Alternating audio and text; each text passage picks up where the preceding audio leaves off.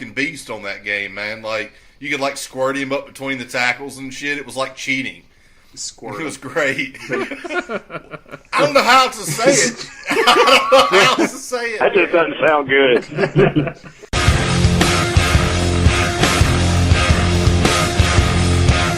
This fucking show is just a bunch of fucking posers and bullshit, and we're all fucking underpaid.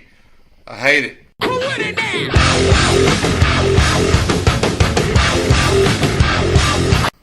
Yeah, like if somebody needs to dress up in a banana suit, perhaps, and go into a strip club and request a lap dance, like those are the kind of things we're going for, people. Ride on my banana.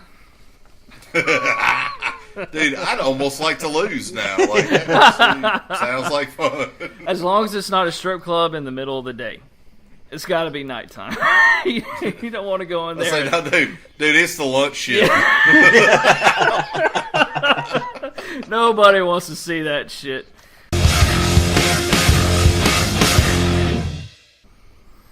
Hello, everyone, and welcome to the Left Field Sports Lounge. Glad to see you. Glad you're here. My name is Chris Lewis, and as always, I'm joined by Perry Lewis and Eric Tolbert. And what we're going to do this week is we're going to start off talking about all the crazy action that happened in the NFL this past week, which would be week 2 of the 2014 season.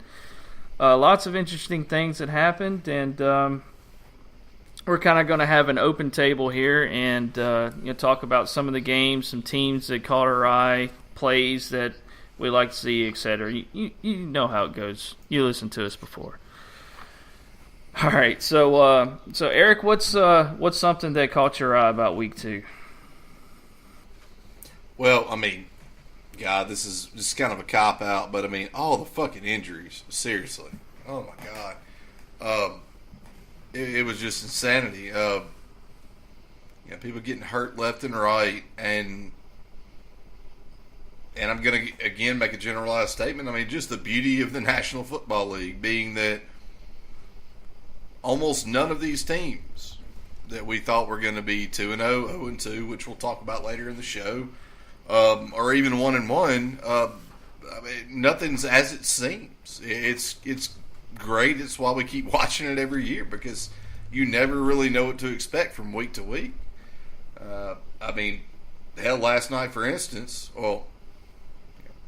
but my Bears beating the 49ers was a huge enjoyment in my heart, and hell, right before the game, though, we didn't even know if their 2 top receivers were going to play. They suddenly played, and the Bears were getting stomped, and I thought they were fucking done for the year because they're 0-1, and then they turn it around on what I thought was one of the best teams in the NFC, and that's football right there. That's the National Football League, like, just fooling me every fucking week. Yeah.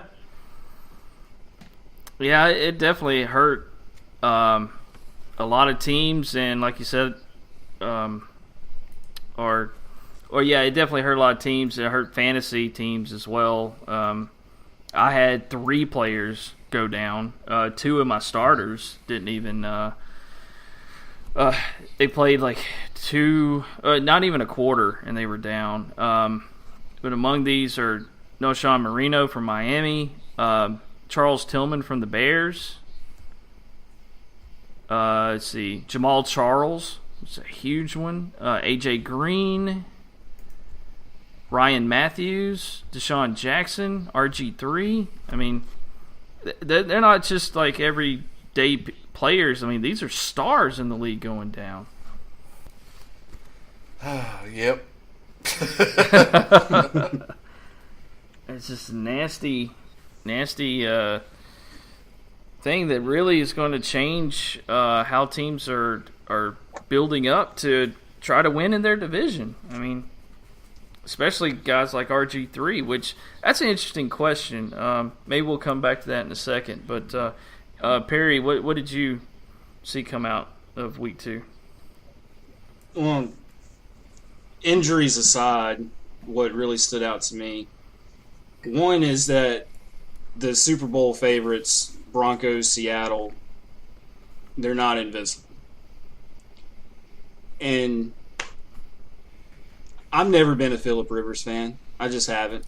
He's a very arrogant, cocky guy. However, I got to give the man some props.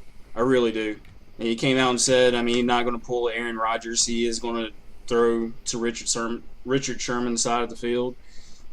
He's not going to, take away a third of the field just over one guy. He's going to throw according to the game plan, and he did.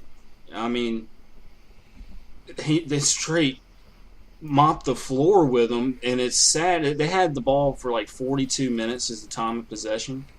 It was an insane number for a 60-minute football game, and yet because of penalties and because, honestly, of the refs, Seattle still had a chance there at the end with the ball on the last possession. They just couldn't do anything with it. But anyway, San Diego, I think that was a huge upset. Denver, I said they're not invisible. Their 2 games they won, it all came down to the final drive.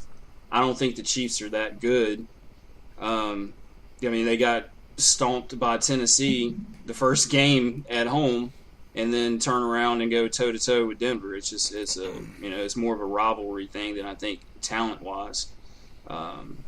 Denver has a lot of problems on defense, and Kansas City a lot more than I thought. Yeah, and Kansas City controlling the clock, managing the game takes Peyton out of the rhythm. The offense kind of suffered a little bit, but it was a very interesting week. There's a lot of close games, and come on, let's give the Browns some credit here.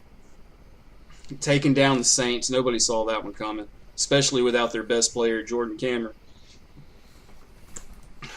It was a weird week. It was a very enjoyable week overall, though, in my opinion, from just how close the games were and what we kind of didn't see coming. Tennessee came out flat after, I thought they showed such a strong case in week 1. And they looked terrible in week 2. Yeah. Well, go ahead, man.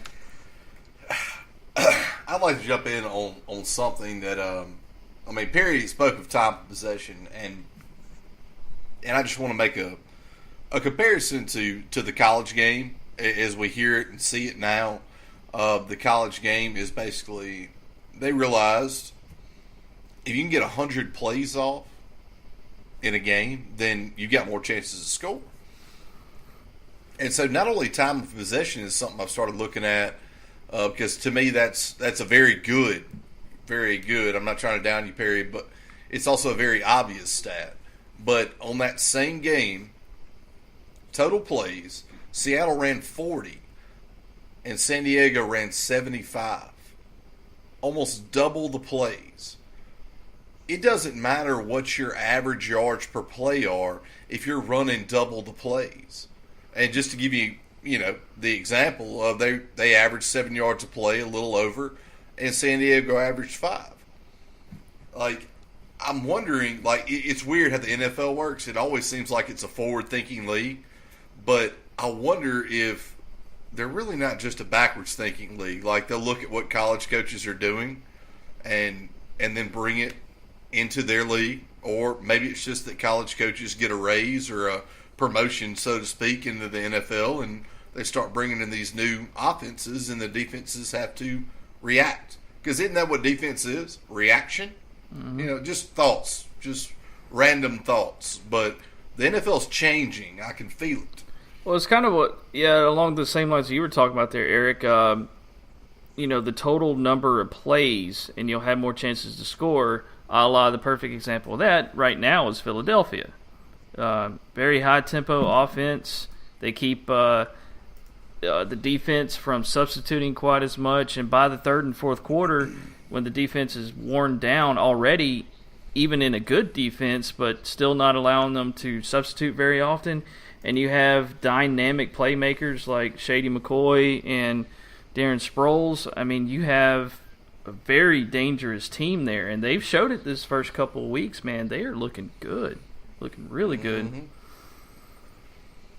And they're not looking great. No, they're not. They do have weaknesses. Let's not confuse it. Because, Jacksonville shut them down for a full half. And it's Jacksonville for crying out loud. And then they played Indy. Well, I mean, not the greatest of defenses either. So I mean, I want to see how they'll do, against a tougher matchup. But here's my confusion. I'm wondering what a tougher matchup is, and I'm not saying that there's not a tougher one than that, but man, the way these scores have been going, the way the defenses have been going, like, tell me who the dominant defense is right now in the NFL. Seattle. After the first 2 weeks. After the first 2 weeks, you think Seattle? No, after the first 2 weeks, I'd say Carolina. I would. If you're looking at points allowed, you got to go with Houston, but that's the argument there is that they really haven't played anybody yet. No, dude, I've got to completely agree with Perry. Carolina's defense, and we knew their front seven was strong. We talked about this a couple weeks ago.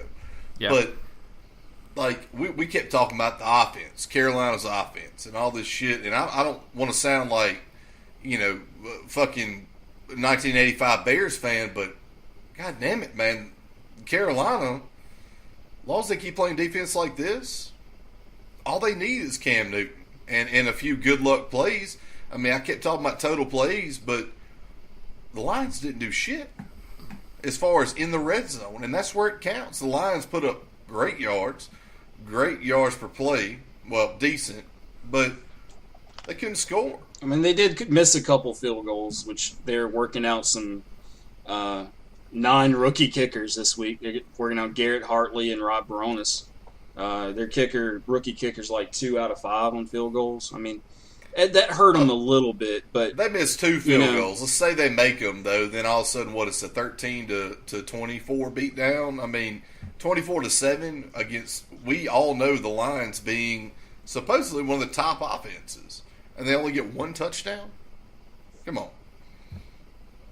Well, Calvin Johnson did drop a wide open 40-yard touchdown right in his breadbasket, which you don't see. But that tells you the beauty of the NFL, how closely intertwined all teams are. The worst team can beat the best team any given week. So how can it's a hard say to say that Carolina's got the best defense, but right now to me it looks like they do. Does that make sense? Yeah. Yeah, very much so. And I got to give props to, like, I think you guys mentioned a minute ago, but Cleveland, after 2 weeks, I mean, they are really surprising me because whenever you see Cleveland on your team's schedule, you think, oh, well, there's a W. But 2 weeks in a row, Cleveland has mounted a furious second half comeback. Week 1, 24-0 run that nearly beat the Steelers. And the Steelers are not the best team in the world, but they almost beat them. They only lost by a field goal. And then, last week they made quite an impressive comeback, against the Saints with an 85-yard scoring drive that culminated with the winning field goal at the end. So Brian Hoyer now is 4-1 as a Browns starter, and their defense is pretty damn good. This team very well could be 2-0. Just a little bit shy of it, but they got something going there. What I got to say this about that. I'm sorry. No, go ahead. Barry, you go ahead, man. No, it was going back to what we were talking about in preseason, and I stated Hoyer. Hell, he's done nothing but go 3-0, and they're talking about the quarterback controversy with Johnny Football. The only thing it's going to take is him to win some games and be, Johnny Clipboard will be his nickname. I mean, but Hoyer was not great. Come on, dude. Look, 24 for 40 for 200 yards is not what I call stellar by any means. All right, his QBR was a 68. Now, granted, and I'm loving the reason I gave you this status, so I can give you this one. Breeze on the other side, 27 for 40 with a 49.7 QBR. So, yeah, Brian Hoyer just outpassed Drew Brees. So, whatever. But let's be real here. They ran the ball, Cleveland ran the ball 30 times successfully. And when I say successfully, I mean their average was tops. The Saints never were in control of this game. Chris, I agree with you on the first week with the Browns, them making a stormy comeback and almost winning. But in this win, dude, they were up at half. They dominated this game for the first half. Oh yeah, they did. And the Saints came back as you always expect them to do, made it interesting, and it was a last-second field goal. But that's the whole thing. We talked about the Saints is, Super Bowl contenders this year, and the Browns are pretenders, and they played them to the hilt. And I mean, the Browns are looking legit, even with what I think is a shitty quarterback at Brian Hoyer. Perry thinks differently. But, I mean, what are you giving him? A scale of 6 out of 10 or something like that, Perry? I mean, where are you really rating this guy? Look, I'm not saying he's a Tom Brady, Drew Brees, Aaron Rodgers type quarterback. But, that's what I'm saying. I mean, I think he's on the same peg, maybe even a little bit above right now, based on the level of Alex Smith. Fair enough. I can actually get behind that because he's a game manager type of quarterback. That's why he completes all those passes and he only gets 200 yards. I mean, that's 24 completions for 200 yards at a 5.1 average is again, think pathetic. about it. They have no Josh Gordon, no Jordan Cameron. Who the hell are they going to throw it deep to? Tell me one person they can throw it deep to. I mean, he's managing with the best that he can right now. Yeah. And when those two guys come back with their really solid defense, I mean, they're going to turn some heads. They're going to win some games. They might be wild card contenders next year. And for the record, the only reason Breeze's QBR was as bad as it was the one pick. QBR, I actually still believe in rating over QBR. I know it's the new fad stat, but QBR hates on interceptions. Right. Hates on it. Right. So, I mean, Breeze, 240, 2 TDs, 1 pick, still sounds like a solid day to me. It's kind of a... It's an off day for Drew Brees. Yeah, that's a Chad Henne type of day. Well, I'm just saying, for Drew Brees, that's his bottom end. Yeah. 240, 2 TDs, and 1 pick. Dude. It should have been 400 yards, 4 TDs, and 1 pick. It goes back to the whole playing outdoors, man. They can't do it. They just can't do it. Yeah. No, they can't. And look, that was a Peyton Manning problem. Like, think of all the great quarterbacks. Unless they were a gunslinger type like Brett Favre or, hell, even Aaron Rodgers. Aaron Rodgers, yeah. Playing outdoors their whole career. Most quarterbacks like that are Dan Marino, for instance. Dan Marino was much better at home. And I know I'm not going to bring up Marino's stats truly, but he played in fucking Miami. Sunny weather, always beautiful. I mean, he always had good conditions. Tom Brady's the greatest quarterback of all time just because he had to play in fucking New England. Well, not New England, but where the fuck? Boston. Thank you. Anyway, shit. I don't remember the goddamn name of the fucking second, probably greatest city in America in sports. But anyway. Yeah. Not to mention Bill Belichick going out there with a goddamn hoe fucking up the field during playoffs. But yeah, while we're on the Saints, one thing I did notice, and I didn't watch Sports Center after the game, so I don't know if it was referenced to, but Sean Payton giving it to Rob Ryan. Like, after a really big gain, I mean, he was not happy. They were going at it pretty much on the sidelines.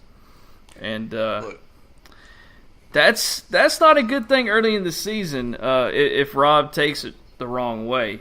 Hopefully it's constructive, but, man, that did not look good. Well, I again repeat, I think the Saints have one of the best defenses on paper. And when I say repeated, I'm talking about a couple of shows before. I mean, like, when we're talking about the Saints, I looked through their defense, and it looked the best I've seen it in a while. Yeah. Rob Ryan comes in, and, I think he can do some things. And I understand Peyton's frustration on this shit. Yeah. And I think he's truly missing his boy. I know the bounty gate and all that shit, but, they had something going. However, he had it going on the defensive side. He had it going. Yeah. Let's see, Rob came in last year with a chip on his shoulder after being fired, and he took and the Saints had a lot of injuries early on last year, even before the season started. So he was working with backups, and he had something to prove, and he worked those guys to fucking death and turned what everyone was saying was going to be, another repeat of the historically bad defense from the year previous to that, and he took them to top 4 in the NFL. He did a hell of a job last year. I really don't know what the fuck's going on this year, but all right. Enough talking about a 1-1 team. Let's go with a winning team with the Texans. How about them Texans, huh? How about them Texans? I do. I like the Texans. I just don't like Perry, so please don't confuse me. But it was fucking Oakland, so good luck and shit. Not even Oakland, but how much they decimated the Redskins as well. And still, it's Washington. Did Washington not put an ass whooping on Jacksonville this past week? When Kirk Cousins got in the game. I'm just saying they're not. Yeah, that you bad talking about of a team. the good Redskin quarterback? Yeah, exactly. The one I said that was going to be the leader of the team. Okay, well, also that defense that limited Jacksonville, who put 17 on Philly. Limited Jacksonville. RG3CL. Okay, as you were talking about, Chris, we're talking about week 2. What's going on right now? Not past with Jacksonville, not past with Oakland. None of this shit. We're talking about the teams they are right now. And right now, Jacksonville gave Philly a run for their money, at least for the first half. It's 17-0. And then, Washington's defense put a clamping down on them, and they looked absolutely terrible. Now, Brother, which one is it? We're not talking about just one guy as the changer right now between Kirk Cousins and RG3. I think you are, because Kirk Cousins come in the game, and then they put 41 points up on the scoreboard. It wasn't 41 immediately. Okay. Sure. I didn't make you hate yourself real quick, Perry. All right. Ryan Fitzpatrick. Hasn't thrown a pick yet. 14 for 19. Yeah. I'm good with that. There is no NFL team that is going to have any success long term if their quarterback isn't throwing it 30 to 40 times a game. That's bullshit. When you can run it 30 times and still be successful. I'm not saying that I think they need to throw it 50 or 60 like Flacco and the Ravens. What I'm telling you right now, though, is Foster is kind of coming back to form. I like it. I love the guy. But they ran the ball 46 times as a team and threw it 19. That is not a ratio that wins in the NFL. Well, it wasn't exactly a close game either. We had Oakland in check all the way until the fourth quarter, and they put up 2 bullshit touchdowns. Hey, I know it was Oakland. I understand, but to me, if it's Oakland and you view them as a practice squad, then I want to work my quarterback out a little bit more than that in the offense. Why? When you don't have to. When Arian Foster, the first series, I think they run the ball like all but twice. Fitzpatrick, the knack on him in the past was that he tried forcing way too much and giving the ball up too much. What he's done in 2 games, hell, he's like 70-something% completion percentage. He's thrown for 4 touchdowns, no picks. He's done his job. He's done his job. He hasn't had to do anything. So it sounds like another Alex Smith comparison to me, except I think he's a little bit less than Alex Smith. He has a better arm than Alex Smith. He's just as mobile as Alex Smith. So, I don't know. You tell me. Well, here's one thing, Eric. I think we're probably going to have to hear this a lot throughout the season because if you look at the Texans' schedule, they have one of the easiest ones this year. Weak. They really weak sauce on paper, though, because part of my argument for this whole fucked up scenario is we don't know what the hell's going to happen. Right. Look, week 3 they got the Giants, and then week 4 they have Buffalo, which Buffalo is 2-0 right now, but we'll see how that goes. Then they go to Dallas, and then they have Indy again. Or I'm sorry, they have Indy. Then they go to Pittsburgh, Tennessee. Then they have Philadelphia, which would be interesting. Cleveland, Cincinnati. That's going to be a tough one possibly for them. Then Tennessee again, Jacksonville, Indianapolis, Baltimore, Jacksonville. Maybe 3 losses there, man. Possibly. When we talked about the wins and losses, didn't you have them pegged at like 9-7? Yeah, I had them 9-7. But looking at this now and just seeing what's going on after the first couple of weeks, seeing how lucky they've gotten over the first couple of weeks. Yeah, I mean, how does luck have anything to do with it? No, I want to see them be challenged. That's what I want to see, and I don't see any of these teams really challenging them. So if they run through and get into the playoffs, say if they win this division, get to the playoffs, what's going to hurt them this season is they're not playing New England. They're not playing Denver. They're not playing any of the big teams in the AFC. They can't help who they play. No, I know that. Right. I know that, but I'm saying when they get into the playoffs, they're going to have it's going to be shock and awe. And the Saints, they played Atlanta, who got beat down by Cincy, and then the Browns, and they fucking lost that one too. So, I mean, out of the 2 teams right now, I'd say the Texans are better. I would agree with you. I mean, one's better offensively, one's better defensively. How bad that Washington offensive line was. It didn't matter if it was Cousins or RG3 in there. They were getting fucking hit and hit hard and hit hard and hit hard. And it was special teams doing it as well. Yeah. The block punt return, it has nothing to do with Kirk Cousins. They dominated that game from top to bottom. They pretty much held Morris in check. They caused turnovers. And they capitalized. Yeah, that's cool. I mean, we're not talking about the Saints right now, but when you're looking at Houston's schedule, I'm just telling you that when they get into the playoffs, that's when the shit's going to hit the fan. So they may be one and done in the playoffs, if they even get that far. Nobody even thought they were going to get to the playoffs.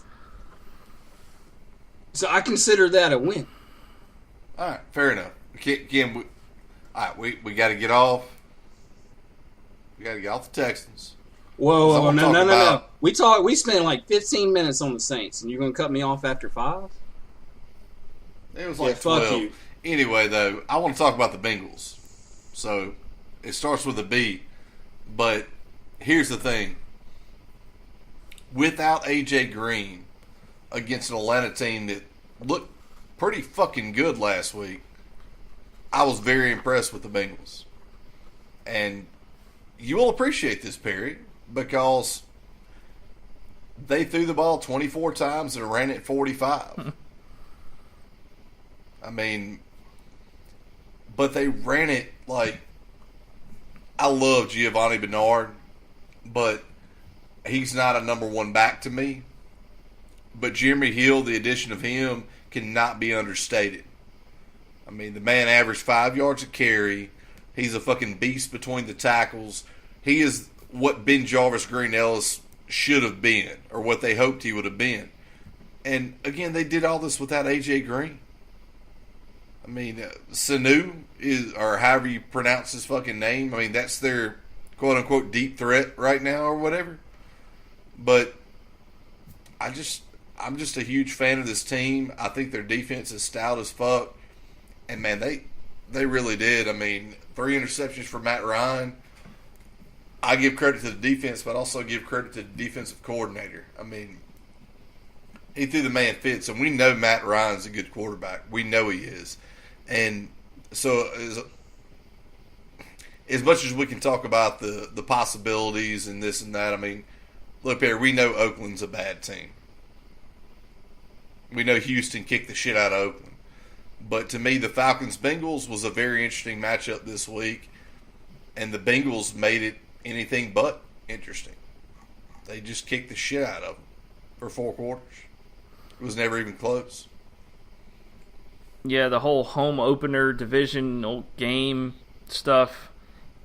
You know, divisional games are one thing. Everybody's going to be at the top of their game, and some are going to perform outside of what they're capable normally of performing, just because it's a rivalry, and that's what happens. And I think that's what the Falcons did. I mean, I had them being terrible on paper, and they sure looked terrible this week. But you got to credit Cincy's defense. I mean, they are fantastic. Yeah, it's going to be a good matchup when they do end up playing Houston. I really think that's going to be a great game to watch. I do think that I know that both of y'all's weak spot is hating on the Texans and the Saints, though. So I will use that to my advantage going forward. Well, I mean, I can't defend the Saints this week. I really can't. That defense is just absolutely terrible to see right now, and if they don't fix it, they're going to be in the basement. There's just no way around it. I'll put it like this for both of y'all. This is what I love about football, the fact that, honestly, and look, do y'all remember the one time we played Madden and we did the fantasy draft and we did all this shit? Yeah. My offense wasn't better than y'all's. My defense was. To the point to where it frustrated the shit out of y'all. And I'm talking about the three-person league. Me and Perry have had other battles and shit. Fuck Ray Rice. Like, seriously. But in all seriousness, defense wins championships. It's a fucking corny, cliched statement, but you can find me the best defense, I'm going to go with them every fucking time. The NFL keeps pushing for offense, and they push for the quarterbacks, and they make it easy for them, and no, you can't touch them in the pocket, and no, if they release the pass, and but in the end, though, man, the defenses will adapt as they always do, and the best defense is going to win it. And right now, the Texans' defense is making their offense look good. I don't think the Texans have it, Perry. I'm sorry, but the Texans' defense is strong. Top 3 in the league. Yeah, right now they're number 1 in the league. Yeah, they're number 1 right now. I mean, you really can't argue about their performance. Well, I'm speaking to the rest of the season, but yeah, fair enough. But honestly, I think the Texans' defense is salty as fuck, and their offense is very questionable if they're not ahead with the running game going. And I'm worried that if they get behind, a couple touchdowns early in a first quarter game, what's going to happen? That's all I'm saying. Stick to what works. I mean, look, we haven't seen Fitzpatrick have to win the game. And if you get the ball in his hands, in the fourth quarter and you're down by a touchdown, we hadn't seen that yet. But history shows us that he can do it. He's never had this many weapons at his disposal. And he's doing what he's supposed to do given this team. Very, very strong defense. You manage the game. You grind out the clock. And you score in the red zone when you have to. And that's what he's doing. So, I mean, the man's fuck fantasy. We're talking about the real football here. He's doing his job, and I don't want to hear. That's the only problem you giving the shit out, giving shit where it's due. I'm okay with. I'm just fucking. I'll fucking. When the man's doing his job, look, I just wanted to give some credit to him. I didn't want to, keep on talking about the Saints when I wanted to give some type of due to the Texans. Hey, do you know that he is the smartest player in the NFL right now? Of course he is. He went to Harvard. Yep. Also on his Whirlick. As of right now, I think he scored the highest on the Whirlick of any player in the NFL. I don't think it was in the history of the NFL, but I know that he is the highest on the list. And look, this guy, there's a throw he made in when he was with Buffalo. He threw, and I mean, it's made all kinds of news coverage when he did it. But anyway, threw this ball, seriously, 50 yards on a rope. I mean, Brett Favre type of power on a rope. There's maybe 3 people on the face of this planet that can make a throw like that. Jay Cutler's one of them. Jay Cutler, Aaron Rodgers, Ryan Fitzpatrick. I like it. It ain't Drew Brees. Ha ha! No. No, He can throw it. Brees he can has throw the it 40, yeah. accuracy. He can throw it 47.5 yards, not on a rope, but on a fucking like small little pin needle. Yeah. So it kind of, he does his thing too. Yeah, his receivers have to be exactly where he thinks they're going to be for him to work. Because he can't see. Yeah, he can't see, exactly. So another thing that a play or a situation that kind of caught my attention on Sunday was during the Jets and Green Bay game, where there was an incident with a timeout that very well could have cost the Jets the game, where apparently right before a play was going to be snapped, there was a timeout that was called on the sidelines of the Jets, but no one heard it until, or no one stopped the play, and it happened that Geno threw a 37-yard go-ahead touchdown, but the officials called it off and granted the timeout that came from the Jets sideline. Which, I mean, that's happened several times before with other teams, but the deal with this is that I was under the impression that the only one that could call a timeout from the sideline is the head coach. Nope. No. That's not true? No, it's not. Sorry, I'm hiccuping right now. No. Apparently, by NFL ruling, anyone, like, that's why a quarterback can call a timeout. If you really think of it in terms, any player can call a timeout at any time. I mean, I've seen a quarterback on the field and a lineman run up, putting the tee to the referee. Like, anyone can call a timeout. A well-coached, disciplined team does not have a random motherfucker on the sideline calling a timeout. So, that's what I have to say about that. Oh, okay. I was just under the impression that on the field, any of the players could call a timeout, but on the sideline, it had to come from the head coach. On the sideline, it's the head coach. The only reason the players call it is so the officials can actually see them, and they'll glance over. Maybe You sure about that? Yeah. On the sideline, the only person that can call a timeout is the head coach. Well, then, how exactly did that play out then? The offense coordinator run up to the ref calling a timeout. Refs granted it. Play still went on. Of course, just like you see, field goals being kicked before they blow the whistle to freeze the kicker. This is a typical NFL play. They granted the timeout right before the ball was snapped. Play went on, called a touchdown. They blew it off because timeout was called. So, again, I'm right. Well, by the rule book, the timeout should not have been granted. Yeah, no, you're not right. The refs completely blew this. No, by my understanding, it got turned away because they didn't grant the timeout correctly. Oh, no, they granted the time. If they had went by the rule book and did not grant the timeout and allowed the play to happen, the Jets would have made that touchdown and went ahead and probably would have won the game. But it was the Jets sideline that was calling the timeout, and they went ahead and granted it, I think, because the Jets had the football. No, what y'all are missing here is literally exactly what I just said. They granted the timeout. However late it was, they still granted the timeout to the sideline.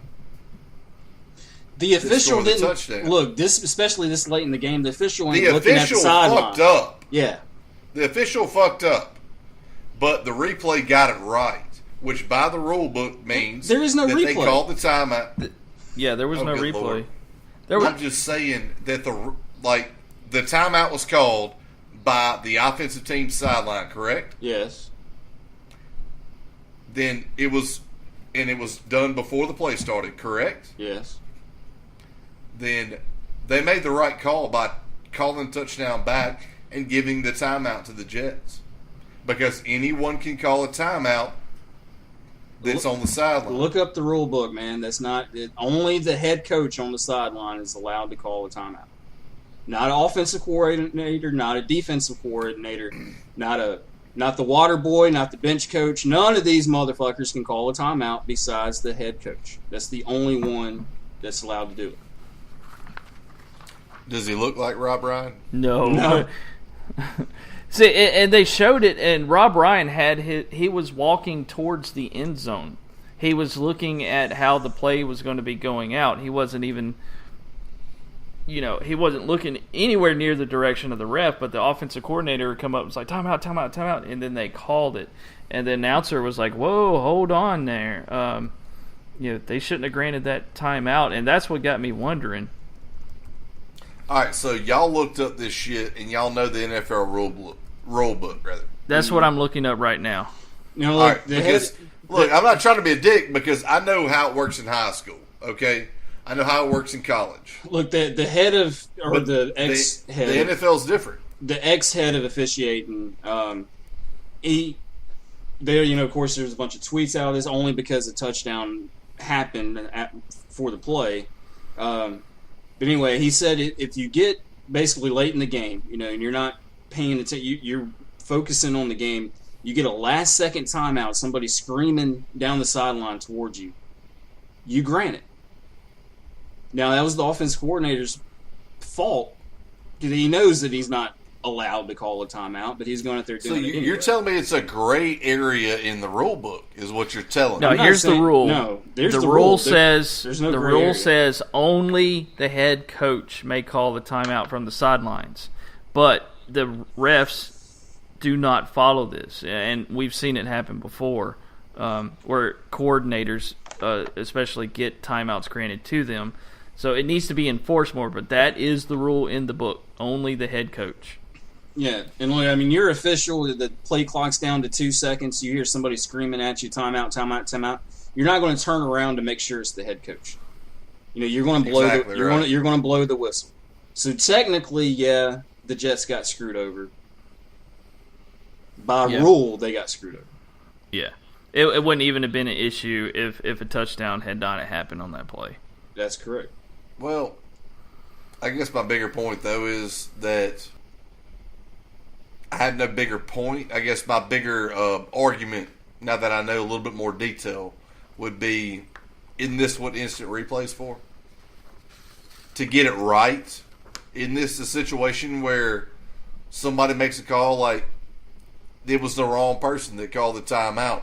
By our rule book standards, the head coach is the only one allowed to, so the touchdown stands. I mean, what the fuck's the point of all the instant replay if we let this one slide? Look, even with replay, they still get it fucked up.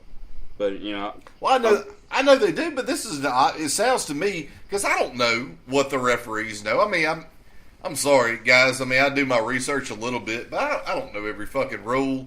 And my understanding of the rule was obviously wrong until tonight. I know more now. But that being said, isn't that the whole point? To get it right? So we don't have this controversy the next day that this team could have won the game? I mean, fuck, you don't need instant replay except for fucking plays that matter. And in NFL, it's really easy. Is it a first down or a touchdown? Do a replay. Like,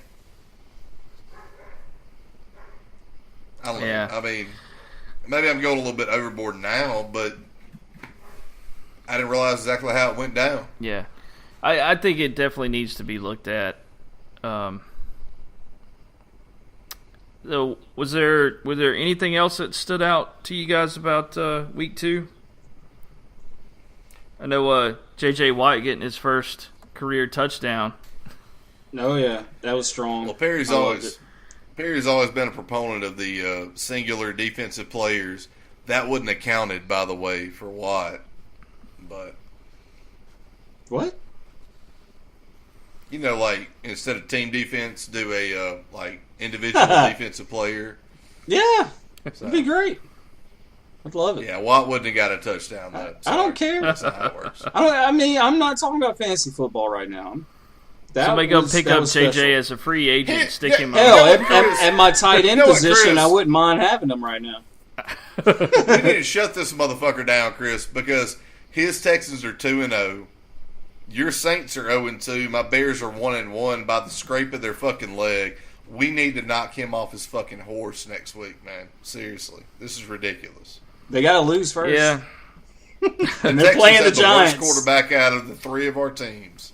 The Giants will beat them. That's how the NFL works. The Giants will beat them. It would be poetic, I guess, but I mean, yeah, they I are don't 0 think it's 2. gonna They're happen. they're a little desperate. So I mean, Texans are going to get their all, which we'll see. Oh man, yeah, they're gonna hurt Eli. But, hell, I mean, His sometimes offensive line is just so fucking pathetic. I mean, I've seen some of his worst throws when there was no pressure on him, and I've seen some of his best throws when he was under pressure. So I mean, I don't know. We'll see. So I guess if that wraps up our discussion of week 2, let's go ahead and look at the picks for week 3. You guys down with that? Sure. Sounds good to me. All right. So after everything was all totaled from our picks from last week, Eric, you won the week. You finished out 3-2 with your picks. So and At least he won in something. Yeah, real life. Yeah, I come out with only one pick. That was the winner. So Eric and I are now at 5-5, and Perry, you had 2 picks that won. So you're up 1 on us right now at 6-4. And well, just to be fair, last week's picks were rough, man. Like there was They were so fucking close crazy. games that you could just flip a coin and pick. Well, these should be easier that I picked this week. There's 2 of them. Chris, That's you going to pretty roll easy. with them, though? Please, sir? Do what now?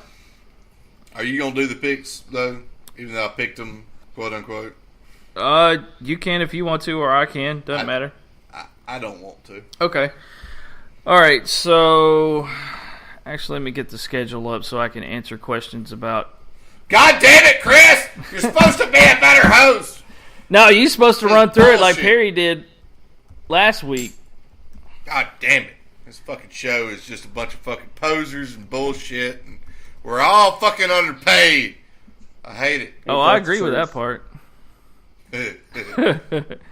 All right. Here we go. First game. Yeah. This is going to be our Thursday night game. This is going to be our fuck. Yeah. Tampa Bay at Atlanta. So, Eric, who do you have in that game? I'm actually going with the ATL. I mean, I think Matt Ryan will come back around and is at home. Keep talking about dome teams and shit. So, I'll give it to Atlanta. I got Atlanta as well. What about you, Perry? Yeah, Dirty Birds at home. I think they'll come back strong. Yeah, Tampa Bay is just sad. They lost 2 home games. Yeah. Well, it's a new system, new quarterback. Hurt at running back. They have 2 strong-ass receivers. They just have a very, very terrible offensive line. It's You gonna. think Mike Wallace is a strong receiver? I think Mike Evans and Vincent Jackson are 2 very strong receivers. Yes. Okay, good. Mike Wallace is on Miami. Yeah. What the fuck are you? What's wrong with you tonight? I don't God know, damn man. it! I thought I was talking to a sports guy. Austin Davis. I thought I was too. I was talking to myself. All right, let's see. I'm so ashamed. All right, so first of our noon games, I think it's going to be a very interesting matchup. Buffalo at San Diego at Buffalo. Perry, who do you have in there? I'm really not a believer in Buffalo. I got to take San Diego. All right. Well, this will be the off pick then, because I think Buffalo keeps rolling, and I think it's because of their running game on this one, honestly. Yeah, I'm going Buffalo as well. I'm riding the hot hand here. I think their defense is really going to help them out in this one, and I don't think Antonio Gates is going to have a 3-touchdown game like he did last week. No, he had a 3-touchdown game on my bench. Yeah, exactly. No, but Keenan Allen will with the terrible Buffalo secondary. I am starting Gates the rest of the year, though. You ain't got much else to lose. I ain't got much else to start. That's definitely a difference maker there. All right, so let's look at another noon game. Indianapolis at Jacksonville. The two losers. Oh, I'm sorry. Yeah, I made my choice. Okay, I'm sorry. I went with Buffalo. All right, Indianapolis is Jacksonville. Well, I can't believe that Andrew Luck, for the first time in his career, loses 2 games in a row, will then turn it into 3 games in a row. The Colts win over the Jags. If you're not picking that, then, well, we need to talk. Yeah, I got Indy as well. What about you, Perry? I mean, what's with these easy games, Eric? I thought you picked better than this. Colts. Well, I thought I looked into it a little deeper than I had, apparently. No, you I'm didn't. trying to make it interesting. The only 2 0-2 teams, et cetera, et cetera. And you just wanted the Texans to be a pick, you asshole. We hadn't picked them yet. I didn't pick them week 2 because it was an easy win. I didn't want to give easy wins to you guys. Make us look better. All right, the Sunday night game, Pittsburgh at Carolina. Perry, who do you have in that one? This is going to be an old-fashioned beatdown. Carolina all the way. Yeah, the more I think about this shit, the more I fucked up. Yeah, it's Carolina. I got Carolina as well. Have we all had the same pick so far? No, I had the one. No, I had San Chargers were Diego. different. Y'all both had Buffalo. Yeah. All right, so in my opinion, the game of the week, Super Bowl rematch, Denver at Seattle. Let me double check, make sure it's at Seattle. I'm pretty sure it is. Yeah, Denver at Seattle. I'm going to call Super Bowl repeat, maybe not all the way, but most of the way, Seattle's going to take this at home. What about you, Eric? I don't want it. Perry, you pick first. You pick first. All right. I'm going with Peyton Manning, baby. I'm going with Peyton Manning, dude. Fuck it. I gave you the shot, dude. I gave you the shot. This is very, very hard for me to pick because, I mean, they played in the preseason. Denver lit Seattle up, and they looked like they had something to prove. But you can tell Denver is so vulnerable defensively, and they're playing at Seattle. I think that itself is the difference. So I'm picking Seattle. Yeah, they're playing at Seattle. Peyton Manning, no matter what, is fucking crazy there. If Peyton pulls this out of his ass, man, you got to give him MVP again. Fucking nuts, man. Anybody that can go into Seattle and pull off a decisive victory, yeah, it's got to have brass balls. I mean, Peyton Manning, man, no matter what. Yeah. Yeah, I mean, if it's a regular season, he'll get the job done. All right, so that's our picks for week 3. Either we're all going to do really good, or we're all going to be, 2 wins again. I am curious. We hadn't decided this, and I think now is a fitting time to do so.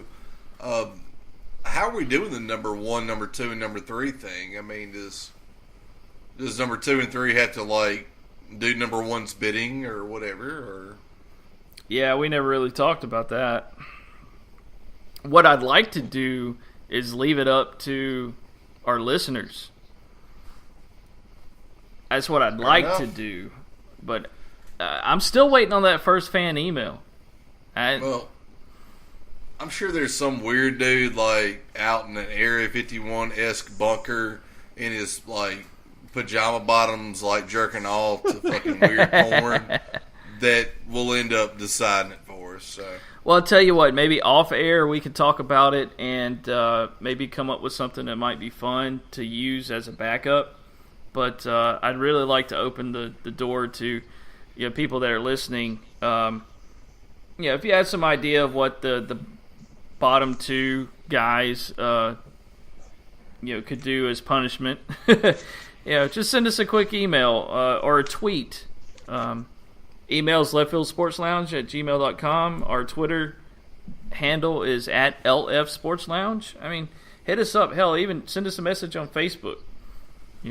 Nothing really fucking freaky though, guys. Come on, let's keep it within reason. Yeah, we're all married. We, two of us have little ones, so nothing too crazy. But we don't mind humiliating ourselves if the right amount of alcohol is involved. Yeah, like if somebody needs to dress up in a banana suit, perhaps, and go into a strip club and request a lap dance, like those are the kind of things we're going for, people. Ride on my banana. Dude, I'd almost like to lose now. Like, that sounds like fun. As long as it's not a strip club in the middle of the day. It's got to be nighttime. You don't want to go in there. No, dude, it's the lunch shift. Yeah.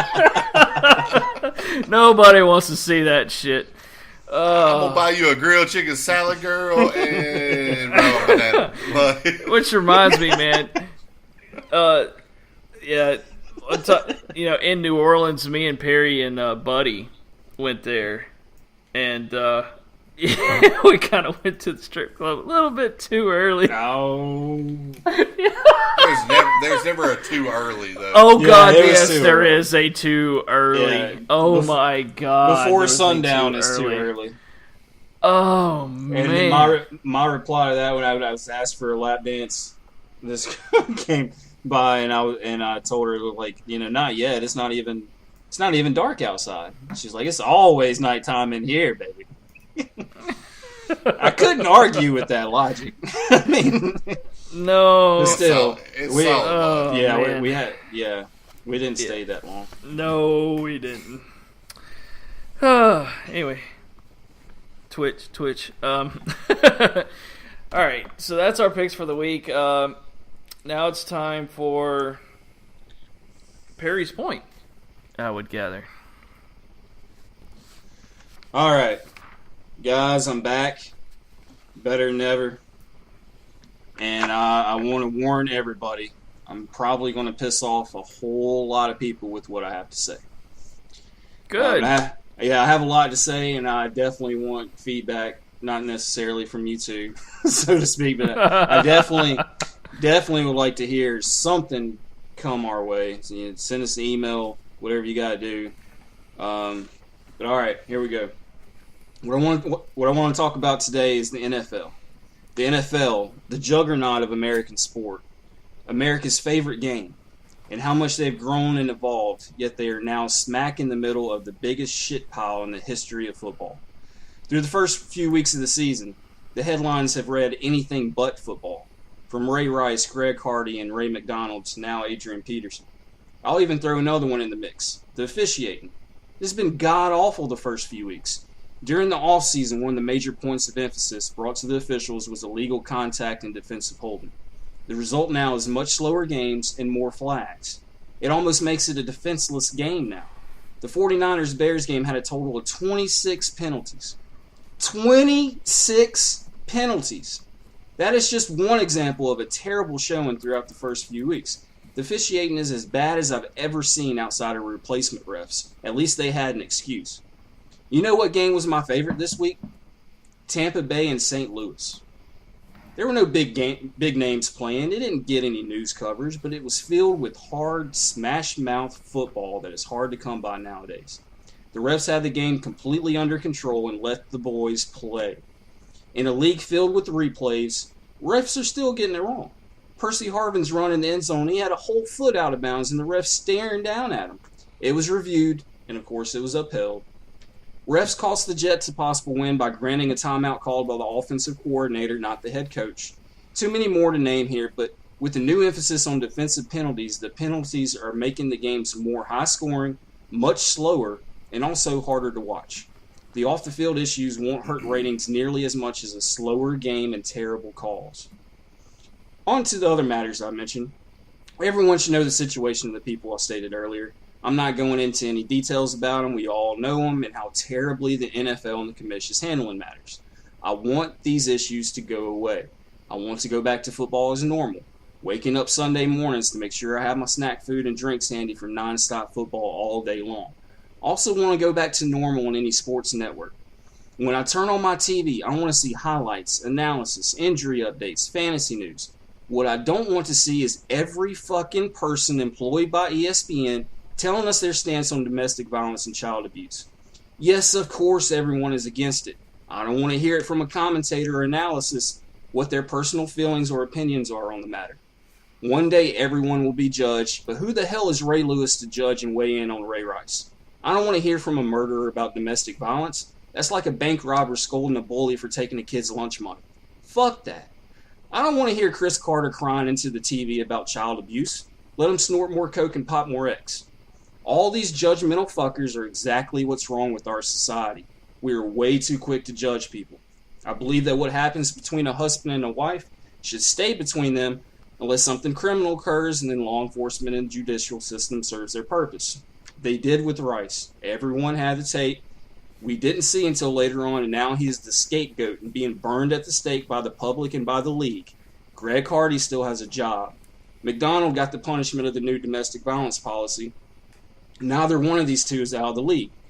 The NFL, the Ravens, the judicial system, everyone failed at their jobs regarding Rice, but he's the only one out of a job. With Peterson, everyone who is 30 or over and lived or once lived in the South is familiar with switches.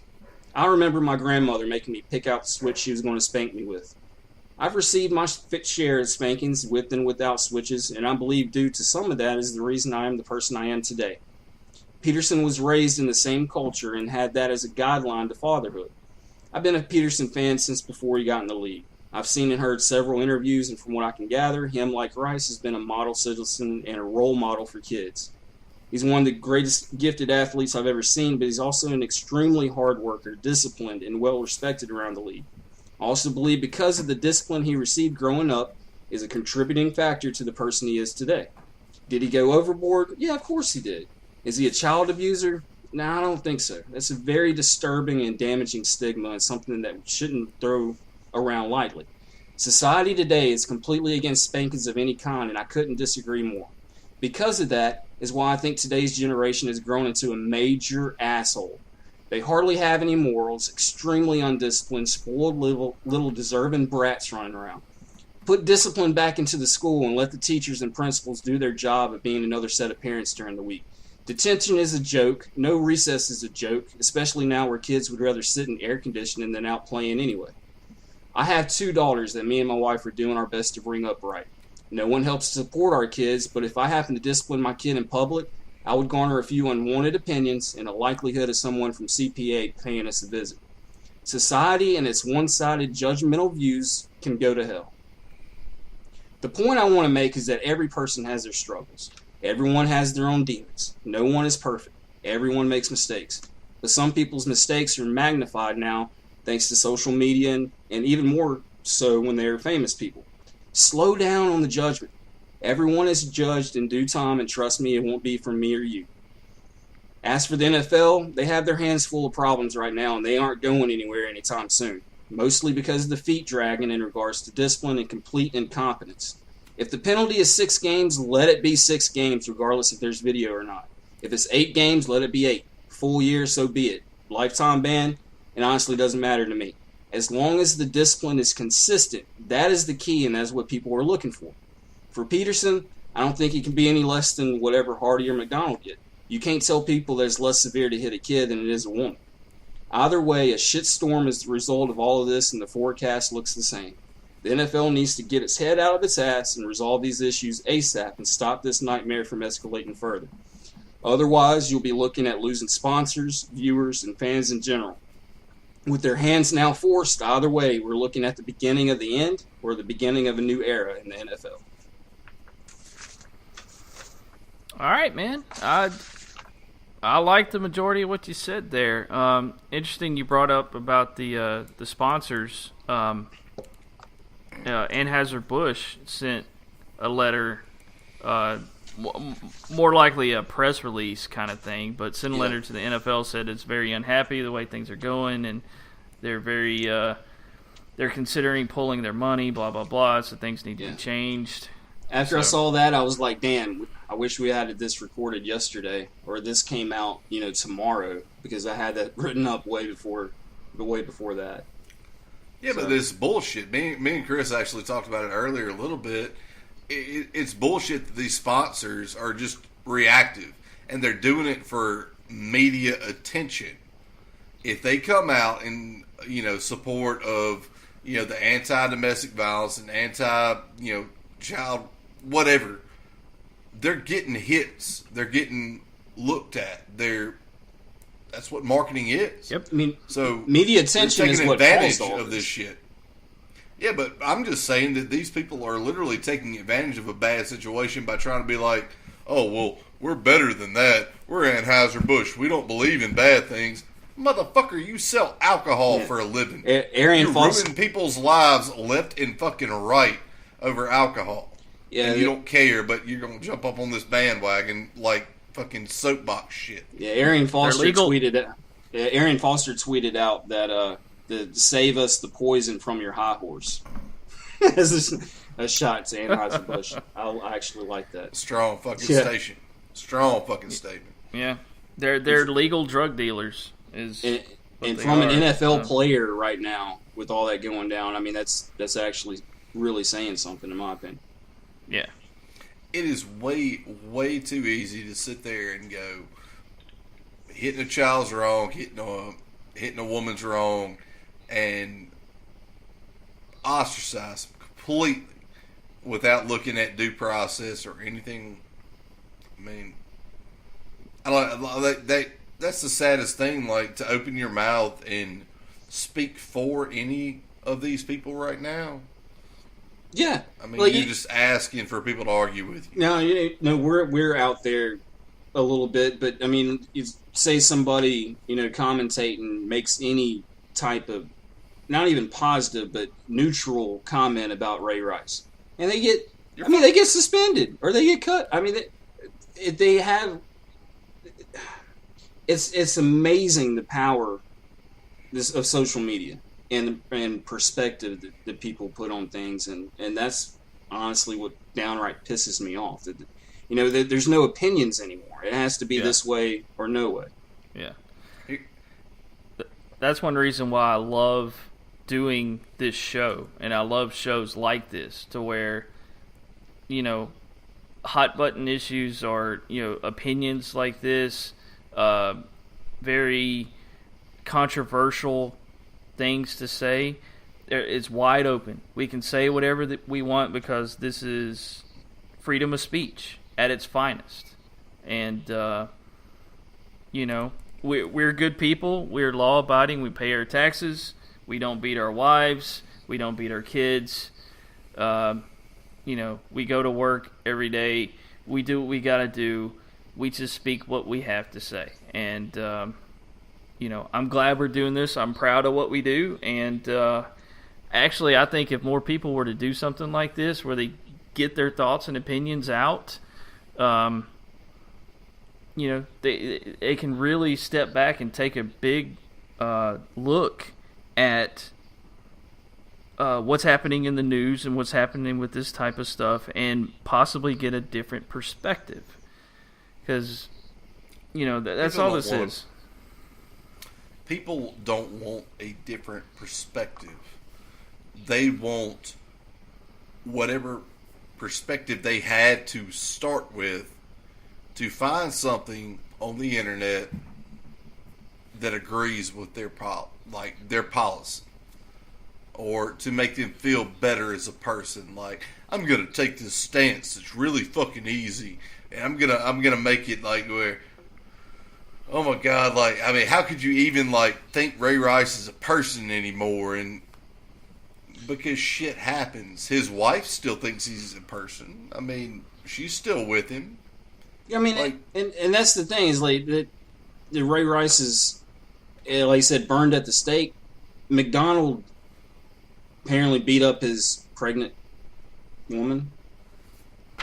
10 times worse. That's worse. Greg Hardy threatened to kill this girl. I don't know if it's his girlfriend or whatnot. Threatened to kill her.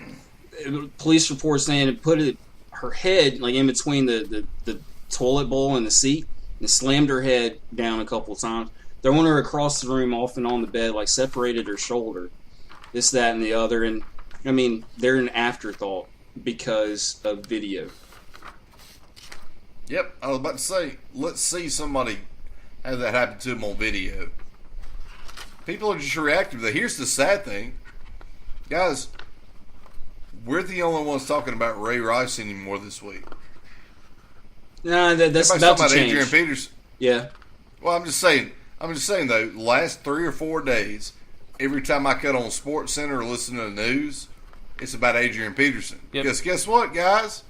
Oh, I'm sorry, Ray Rice is a week old, so that's not fun to talk about anymore. Yep. Yeah, but he did just put his pathetic. appeal in, so Ray Rice is about to get back in the news. Yeah. You're right, dude. But my point, and you know what my point is just that it only takes a couple days. Like, social media is the fucking devil, but it also actually makes stories so much more reactive, but also makes them just dissipate without thinking anything of it. Dude, but I'm not even kidding. For like a week after the Ray Rice ordeal, I heard from every fucking buddy on TV.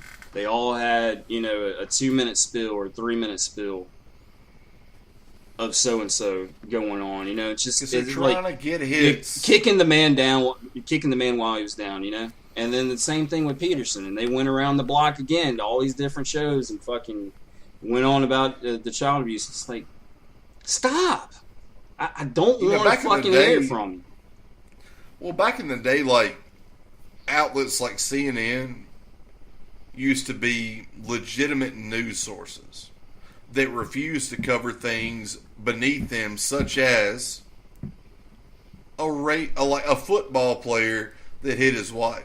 I'm not saying it's not a big deal. What I'm saying is, why are they not covering ISIS in Iraq right now and what the U.S. troops are? I'm like, why is that not more the focal point than a fucking NFL football player? Like, there used to be separation in the news. Now it's just the biggest story in America in these 8 hours, everyone's going to cover because they want those clicks. They want the mouse clicks on their website, and they want people tuning into their station or whatever. It's completely fucked, man. Like, there's no separation anymore, and I don't want who I love, Scott Van Pelt, telling me how to raise my kids. Right. I saw him doing it this morning, right when I woke up. Like, Scott Van Pelt, I love you, dude, but don't give me a diatribe about your little girls and how you would do things differently. And it's not his fault. It's what his management's asking him to do. Yeah, exactly. I mean, the whole NFL base, everybody covering sport, Chris Berman on down, they all had their own fucking things to say about it. It's fucking aggravating is all it is. Yep. Man, I used to hate Chris Berman because all he would say was, "Oh, I love the wall, blah, blah, blah." Like, just go. Exactly. Just get back to that, though, dude. Because I much preferred hating you for that shit, which was old, right? than you actually having a fucking opinion about things that don't matter about sports. It's hard for me to sit through anything Keyshawn Martin has to say. And I don't want to hear anything from him, dude. I just fucking don't. Yeah, leave that to Bob Costas. Yeah, exactly. Like, I'll sit down and listen to Bob. I don't hell want to yeah. hear from those guys. Or fucking Ray Lewis, like you said. Oh, I've killed a guy, and I've got 7 different kids from 5 different women. Just like Adrian Peterson. But let's not talk about the failings of me as a man, as a person, because, I refused to marry any of them, and I had a bunch of kids out of wedlock, but So, what the fuck? He kind of dodged around Peterson thing a little bit, but what he said with the Rice, that's the one that sent me over the edge. Like, you dirty motherfucker. whatever. Well, let's hope the NFL can hurry up and get past all this. We can just get back to playing football. Yep.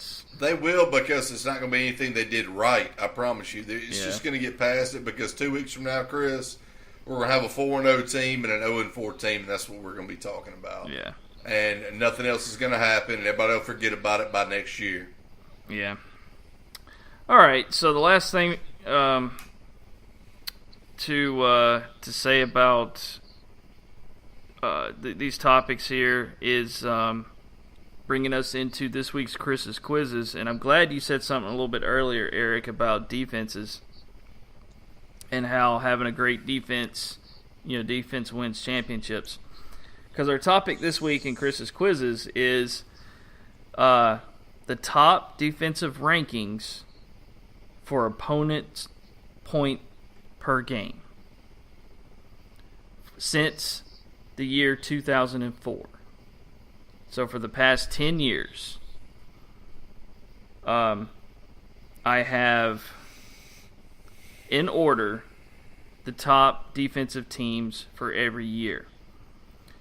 So what I want you guys to do is basically think of if you can, who you think was the top defensive team over the past 10 years based off of opponent points per game. And then whatever year that is, I'll tell you whatever year they were number one. If you can tell me who won the Super Bowl that year, you will get a bonus point for this topic.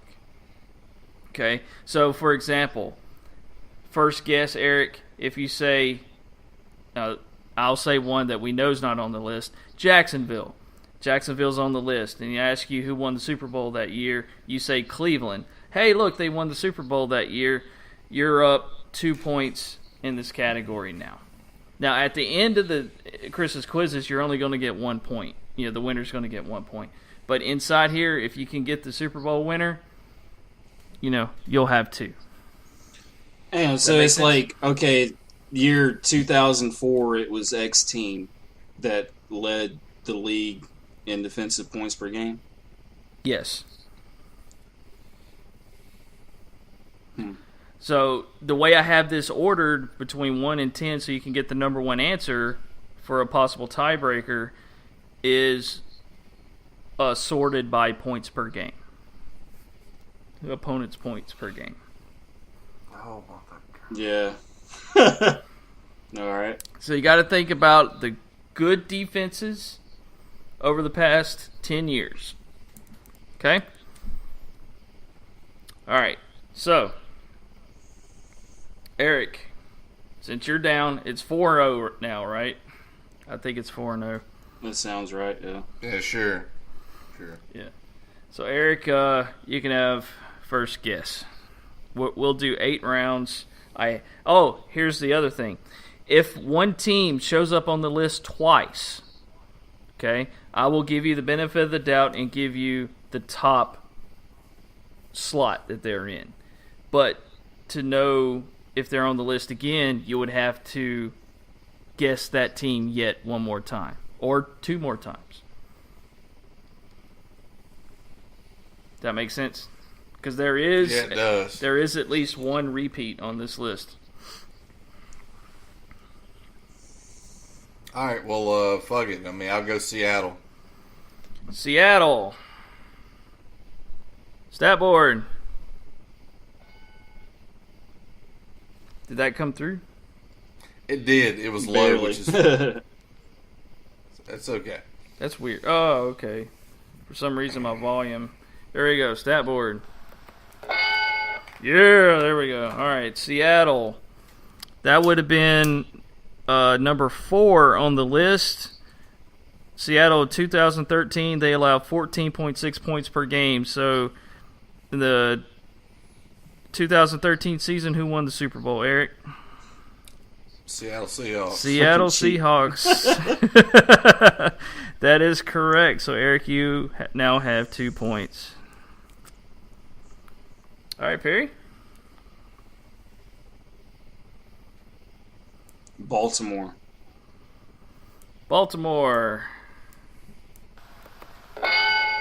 Baltimore is number 1 on the list. In 2006, they allowed 12.7 points per game. So who won the Super Bowl for the 2006 season? Baltimore. That is incorrect. Piss. Indianapolis won it that season. So now it's now it's 2-1. All right, Eric. Man, points per game is a tough fucking stat. Yeah, it is, dude. Actually, I mean, when I was looking at yardage allowed, it is very, very, very close. I mean, you don't allow yards, you're probably not going to allow points, so it just makes sense.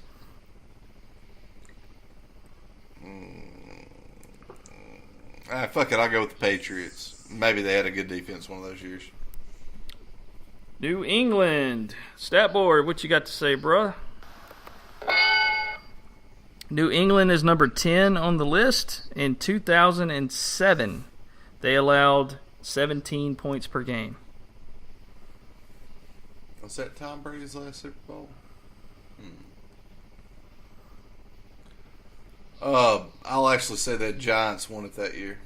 And you would be correct. 2007, New York won the Super Bowl. All right, so Eric's up 4-1. Perry. Pittsburgh. Stat board. Pittsburgh is number 5 on the list. From the year 2011, they allowed 15.1 points per game. That was an 11.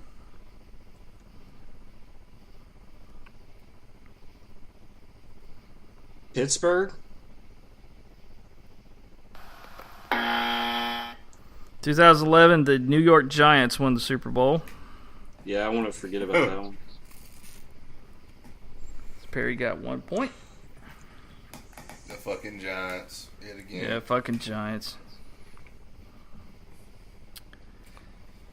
All right.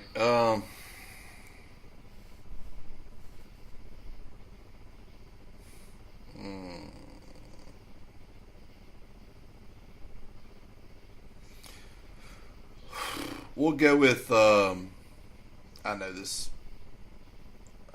Hold on. Oh, this is a dumb pick, but Green Bay. Green Bay, interesting choice. Stat board. Green Bay is number 7 on the list from the year You did a good job of faking that one, dude. 2010. They allow 15.8 points per game. So 2010. We'll go ahead and give them the Super Bowl that year. That would be correct. Green Bay won the Super Bowl in 2010. All right. 6-2. Perry, we got places 2 and 3, 6 and 8 and 9.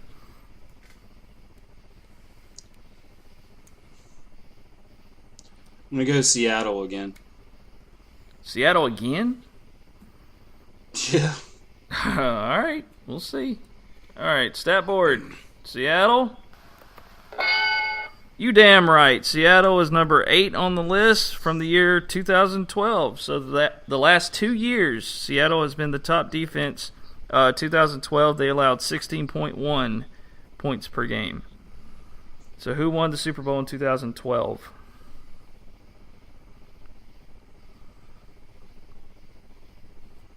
Wasn't that the Giants? For the 2012 season? Oh, the 12th season. Yeah, don't think about the year the Super Bowl was played, but for what season it's attached to. No, bullshit. That was an answer. That was a question. You can't ask the guy, is it this, and then him say no, and you get another answer. That's not how this works. All right, You're kicking my ass. All right, You lost. Mr. 10-minute answer over there. Hey, I didn't ask There's the no host. time limit.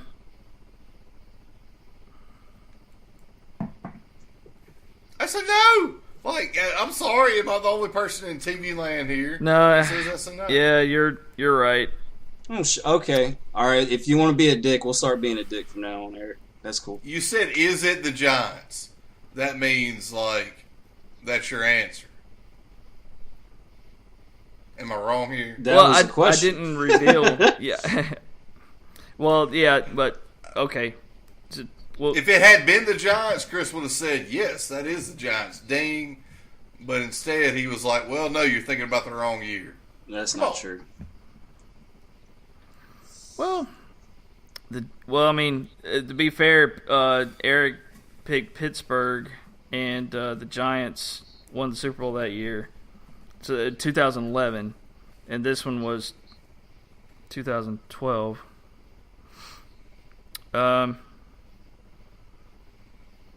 Yeah, I'm going to have to take Giants as your answer on that one. No, look, Perry. Dude, you've done... Sure. Huh? Do what? No. Go ahead. Give you another answer. No. No, that's fine. There's been some questionable shit on your part throughout some of these quizzes, but that's cool. I'll start pointing them out a whole lot more. It's all right. Good. It hasn't worked yet, has it? There's still 4 more teams. Nobody's got a buzzer yet, so it ain't over yet. So who was it, Chris? Since that year won't matter anymore. That was Baltimore. Baltimore won that Super Bowl. All right, Eric, your guess, man. There's 2 and 3 and 6 and 9 left. Fuck it. I'll go with my Bears. Duh, Bears. The Bears are number 2 on the list from 2005. They allowed 13.6. So the 2005 season, who won that Super Bowl? That would be the Colts. That would be wrong. That would be New England. That would be wrong. Also, Pittsburgh won in 2005. Or the Pitsy. 2005 Super Bowl. I thought you said 2004. No, 2005. All right, I Perry. hate myself, though. I figured that would be the year that Sexy Rexy took them. Speaking of Rex, the Jets. The Jets. Yeah. The Jets are number 6 in the year 2009. 15.5 points per game. So, who won the Super Bowl for the 2009 season? Had to have been the Patriots. No, Again. Shut up. No, 2009. that was the Saints. That is correct. That was the Saints in 2009. Whore. All right, 2 teams left. Number 3 and number 9. Perry, you need those. What's the score anyway? Eric's got 7. You got 5. Why is there a bug in my house?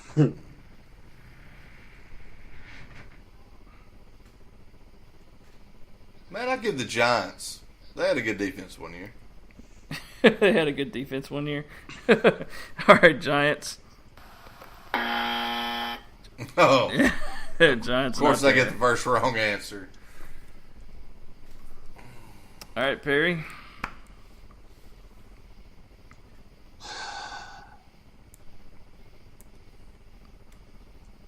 Tennessee was stout for some years.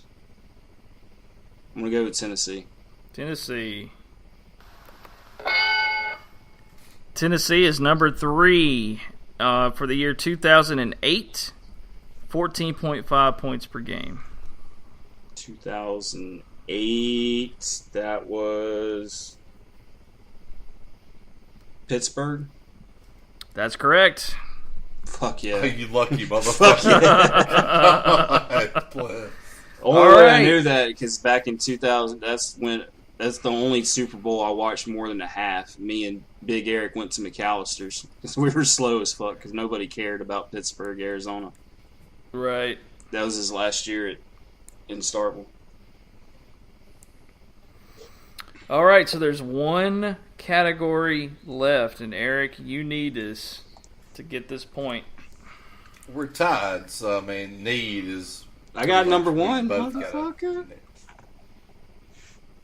Yeah, Perry got number one, so he's got the tiebreaker. So you need this. We got 3 more rounds. Miami. Welcome Miami. to Miami. And Mimo, Miami.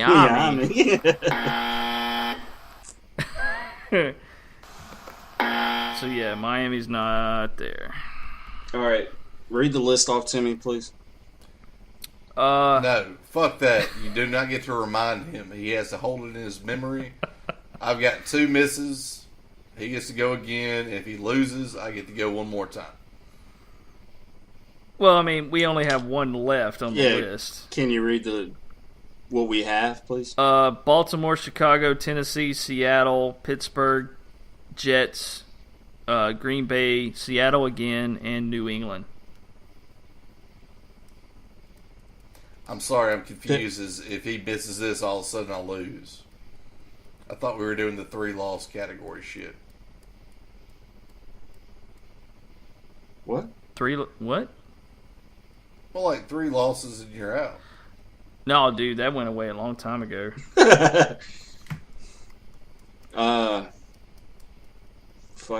Pittsburgh. Well, it doesn't fucking matter. He already won then. No, if you get this last one, you win. Whoever gets the last one wins, basically. Who'd Unless you say? we run out Pittsburgh. Pittsburgh. Pittsburgh was only there once. All right, read the list off again. All right, I'll even do this in Fuck you. in order. 2000. Well, we're going from 2004 to 2013, and in 2005 we have Chicago, 2006 Baltimore, 2007 New England, 2008 Tennessee, 2009 the Jets, 2010 Green Bay, Already got it, man. 2011 Pittsburgh. All right, I'm gonna say New England. New England. New England's not on the list again.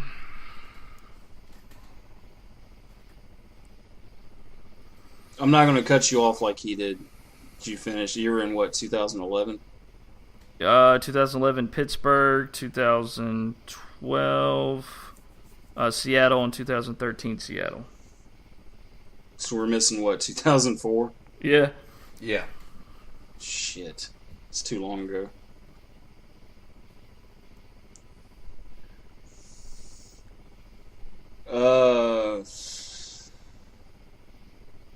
Washington. All right, man. One more guess. One more guess? You're Wait a minute. 8th round. Hold on. Now I only get one more guess. Well, 8th round. I thought it was whoever the last team was won it. And now I get one more guess. That's interesting that the rules literally just changed in 2 minutes. No, All I right. said at the beginning we'll go 8 rounds, but if y'all want to keep going until somebody gets it, since it's going to be a crucial point. Not really. Of This course is you it, don't, E. because you don't. This is it, E. Fuck it. If I'm going to lose, might as well lose with my Bears, right?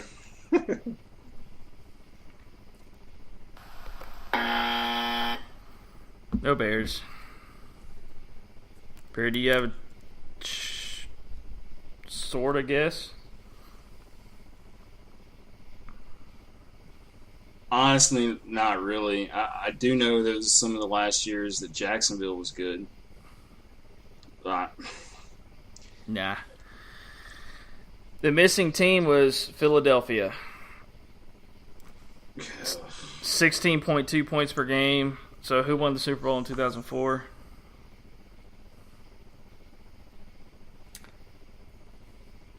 Anybody remember? That would be the winner, actually. Yeah, 2004 the Patriots won. So I was actually about to say that, but it wouldn't matter because, we went with the tiebreaker. yeah, that was a really close one. All right, so now let's talk a little bit more about the fallout of Week 2, and by that what we mean is after 2 weeks of football, there's going to be a list of teams that are winless, and then there are teams that are undefeated, and as we all know, that is not going to stay that way. So what we thought we'd do is talk a little bit about some of these teams, and maybe we would pick a team out of this list, out of the 0-2 teams that could possibly make the playoffs, and then a team out of the 2-0 category that will miss the playoffs. So to help us out with this, we're bringing back our old buddy, Mr. Todd Hart. Todd, how you doing, man? Doing good. How are y'all? Good. Doing Great. great. Wonderful. Awesome. Thanks for joining us, man. Let's go ahead and start with the winless teams. There are a few surprises in this list, as we know. Just to make sure everybody's on the same page, y'all correct me if I'm wrong, but the teams that I got right now are the Raiders, the Chiefs, the Jaguars, the Colts, the Saints, the Bucks, and the Giants. That's correct. 7 teams. So let's go to our guest first. Todd, out of those teams, which one do you think has the best chance of actually making the playoffs this year? The team I'm going to pick on this one is going to be the Indianapolis Colts. I think that's the weakest division out of all of them. I think with luck, they've lost some games that were really close, especially last night. I think luck is going to step it up, and I think Trent Richardson looked good last night, but I think Ahmad Bradshaw is going to be the one that's going to carry him in the running back department. They got great wide receivers. I think they're going to take it home on that one. Trent Richardson looked good with 2 fumbles.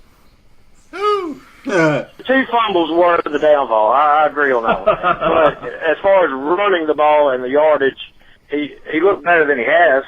Other than fumbles. I will agree with that one. He did hit the hole a good bit harder.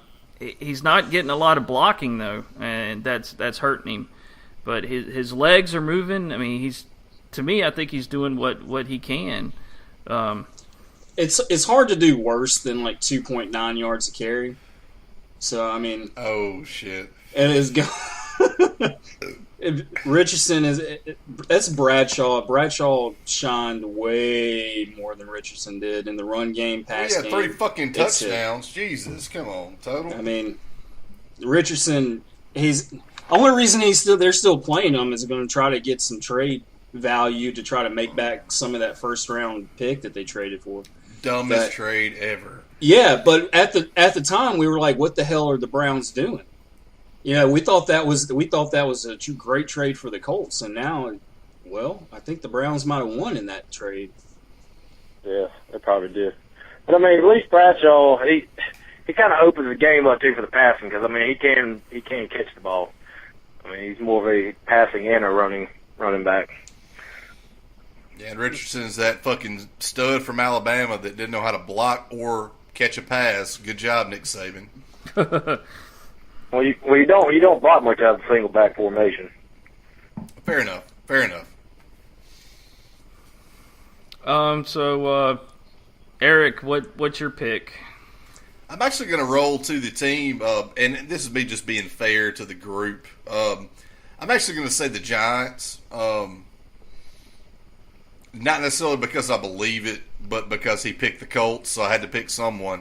But why not? I mean, Ahmad Bradshaw's old team, and I'm sure they're fucking missing him right now. Rashard Lewis is good, but I think Eli's confused right now, and that defense is looking pretty fucking shady. But if the Giants are anything, they will fucking shock you from week to week. And as long as Tom Coughlin's the head coach, man, they'll make 9-7 and maybe make the playoffs. You never know about that team. I mean, the kind of runs they've made, they'll go 0-4 and then turn out 8 fucking winning weeks, and you're like, who can beat the Giants? So I think they'll turn it around. They got too good a franchise, too good a coach not to. Man, That's a tough sell to me. Yeah, so many things I want to bash on that one. I got a question. Who's Rashard Lewis? He's the Jaguars running back that actually went to the Giants this year and is now basically the bell cow for them, so to speak. Rashard Lewis, wasn't he the small I thought it was Rashad Jennings that they had. Oh. Never mind. I'm not talking about the 3-point specialist for the Heat. My bad. It's not quite. There's so many Rashards, Jesus. 6'10" guy running the football for the Giants will be something to watch, though. Maybe an improvement. Didn't they have Brandon? Rashard Jennings is solid. Didn't they have Brandon Jacobs? I mean, he's about one of the biggest running backs that I've ever seen. He was 6'4", 270. I think 6'4" is a little short ending them. Hey, I'm just telling you what the depth chart said. I think till they get a running game, they're going to keep losing. I mean, they can't just keep on going on Eli and the wide receivers. Well, they've got good. Well, they would have had good wide receivers. I mean, it's looking suspect. I mean, Victor Cruz. No one's ever been confused. I'm sorry. I think he is a high-end number 2 receiver. He is not a. He's not a Calvin Johnson-esque, game-breaking. I can beat the team's top corner. So. Yeah, I mean, that's the problem. You take Cruz out of the game, Beckham and Randall isn't going to win the game for you. You can't really lean on those guys, and that's where Hakeem Nicks did have value there with the Giants. Yeah. So. Yeah, and Cruz, he was that big play guy. Cruz has been dropping about 40% of his passes. I mean, he has not looked very solid. He's had the targets, he just hasn't brought them down. Well, I think which is completely unacceptable. The drops is kind of one of those kind of weird stats where some of those passes aren't really catchable, but they give him credit for a drop. But the game that I watched, he had a couple that went right through his hands or right to his chest and just completely bounced off. I mean, he had more opportunities than what he's bringing down. Yeah, he's not even making rookie mistakes right now, because if a rookie was making those mistakes, he wouldn't stay on the team. So it's also nothing new that if you get to Eli, he gets rattled. And that's a fact. True, but he'll throw 2 picks and then look like a beast in the fourth quarter. Eli is the strangest quarterback that we have had in the NFL, maybe ever. And not just because of his last name, but just because of the fact that, Brett Favre got away with some shit, but Eli just looks awful at times. Awful. And then all of a sudden he'll turn it around and you're like, oh, he is a good quarterback. I think he's a good quarterback. I just think he gets rattled really easily. And he's obviously a good quarterback. As well, was it 2 or 3 years ago that he was a top 5 quarterback? Yeah. But he had a good offense around him. Hakeem Nicks was healthy. He's hardly ever had a good regular season. He just, he's the complete polar opposite of his brother. He shows up in where it matters in the postseason. Pretty much. That's a good point. He got more rings in him. Yeah. Yeah. And that's got to count for something, man, at that kitchen table sitting around Christmas time. Passing around the gravy boat and look at here, bitch. It's like, oh, you set the record for touchdowns last year? Well, goddamn, my fingers are heavy. Hold on. Will you pass that plate over here? So, Perry, what's your pick out of this group? Well, I don't want to steal your pick, Chris, because we know who you're going to go with. So that's why no. Actually, you might have been surprised with that. So I'm actually going to. I can't pick the Raiders or Jags. So I'm actually going to go with Todd's pick too, the Colts. But I'm going to do this for a couple different reasons. One is the division they're in are weak outside the Colts and Texans. So I believe you're looking at 5 wins right there if they split with the Texans. Also, they're playing all of the NFC East this year That's 3 more wins for them. So that's an 8-win team right there. If they can just squeeze 1 or 2 out, I think they're going to sneak into the wild card. If they forget about Richardson and just let Bradshaw carry the load, and Bradshaw can stay healthy, I think it's an okay running game. I'm a big Reggie Wayne fan. They got 2 good tight ends, in my opinion, and their defense, their secondary actually isn't that bad. It's their defensive line and linebackers that, golly, man, Eagles run fucking wild on them last night, and of course, it hurt my feelings, but I got. No, I think Darren Sproles hurt your feelings. Well, Yeah. yeah, as part of the running wild on them. Yeah, so. Did y'all know that they were coming out with a prequel to The Hobbit, and Sproles is actually gonna? I'm sorry. I don't know why I threw that in there. Woo. I mean, the second most receiving yards ever for somebody that like 5'6" or shorter. Oh, it's fucking amazing. His career. I mean, he started at Kansas State. I still remember the guy because back when I played NCAA football on PlayStation, the team that I loved playing with was Kansas State, and Sproles. Of course, I didn't know his name at the time. He was the running back. Fucking beast on that game, man. Like, you could, like, squirt him up between the tackles and shit. It was like cheating. Squirt. It was great. I don't know how to say it. I don't know how to say it. That just doesn't sound good. It works out great for him, though, doesn't it? And here's the thing: like I watched the game last night, and everybody here knows I'm a big Texans fan. I always rooted against the Colts, and I was actually screaming at the TV when they didn't throw the pass interference flag there at the end, and then the horse collar, quote unquote, bullshit that happened.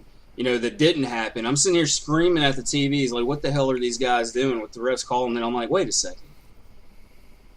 I'm rooting for the Colts. No. It's a huge conflict of interest going on since I have Andrew Luck. So all you guys it can't are be in. a horse collar if you don't grab the fucking horse collar. If you tackle them from their shoulder and you call it a horse collar, come the fuck on. Yeah, and I like I said, it's a fantasy real life conflict that's going on with me right now, and it was one of my biggest mistakes drafting Andrew Luck. Not for the fantasy value he'd bring to the team. It's just I've never had anybody from the AFC South on my team outside of the Texans. It's killing me, dude. Move. It's and not to fucking mention, killing me. And Todd, brother, I know you don't know this, but his wife is a Colts fan, so it's, That makes it even more difficult. Yeah, it dog, runs deep, dude. listen, man, it's always it's a tough world. being in that house. Dude, it's always World War III whenever they play each other. But here's the thing. When I play her in the fantasy league this year, guess what matchup that is?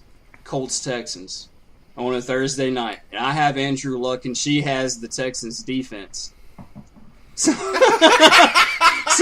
so imagine it's like, Andrew Luck throws it in, and I'm like, yes! And she's like, no! And I'm like, wait a second. No, I'm the Texans fan here. You're the Colts. It's so fucked up. And it's like, it can't get any messed up. You need the Colts to win 45, or no, wait, you need the Texans to win 45-48, or, like some high-scoring game ruins their defense. Yeah, Look, exactly. It's like 5 touchdowns. Exactly. That's the only way that I'll actually be happy. Well, to finish off the 0-2, surprisingly, I had the Colts picked as well. All right, I'll backtrack. But Saints. But we've had 2 people talk about the Colts already. I had it down to 3 teams originally, the Colts and then the Chiefs. I really liked the way they played on Sunday. Their offense looked as good as I've ever seen them. Alex Smith was fantastic. Play Bo, baby. Yeah. But, the schedule is not very kind to them. Their defense is not very good. So they're kind of about the same group as the Saints, but they got Denver in their division. So So since nobody picked them, I got to go with the Saints then, because it is early. And but I will say this: Rob Ryan has got to figure something out, and figure something out quick. They got to play better, and they have to do it fairly quickly, or they are going to miss the playoffs. But they are going home this week. The next 3 games are going to be the Vikings at home, at the Cowboys, and back home for the Buccaneers. So I think there should be 3 wins there when the time they hit their bye, so they'll be 3-2. Hopefully they won't be too far behind Carolina, but that makes those divisional matchups with Carolina that much more important, and they have to pull it off. But I'm getting a little scared now at the Saints' schedule toward the end of the season, because they have, on October 19th, they are at Detroit, and that's an outside stadium, open. Then November 30th, they are in Pittsburgh, and then December 15th in Chicago. Booyah. Yeah. So those are some heavy matchups for them. As we know, they don't play well on the road, much less on the road outside. Just make sure you don't jump off the bandwagon before the end of the season. No. I had to make one comment. Yeah, you got it, buddy. No, my license plate is still on my car. I still got my jersey. My son has his jersey. So we're there to stay, baby. I think their defense is just too horrible to make for them to make it. I mean, it looks like it's in shambles. They're getting burned deep. Plus, Ingram just went out for a month with his hands. Not like he's going to carry the team. He's going to be better for him because he's going to give Kyrie Robinson more touches. And to me, he's actually the best back on the team. I think he might actually help him on that end. Yeah, I think you're right. Now, the thing about the defense, though, they, on paper, they upgraded from last year. Yeah, they've been looking great. I was one of the proponents of their defense. I thought they looked phenomenal. Yeah, I looked it up today, and they were ranked number 3 at the end of the season last year, defensive-wise. So it was a great defense. There's just something chemistry-wise not working, and I think Perry talked about it, that very well may be a catalyst there is the loss of Malcolm Jenkins. You never know what'll turn a locker room. Yeah, that's absolutely true. But I'm kind of in disagreement about Robinson with Ingram, though. I think Ingram is the most talented runner, but he's just not the most motivated of runners until this year because it's a contract year. Well, he's finally healthy. So, I mean, he was healthy last year, and you saw little glimpses of it, but he had been hurt for so damn long.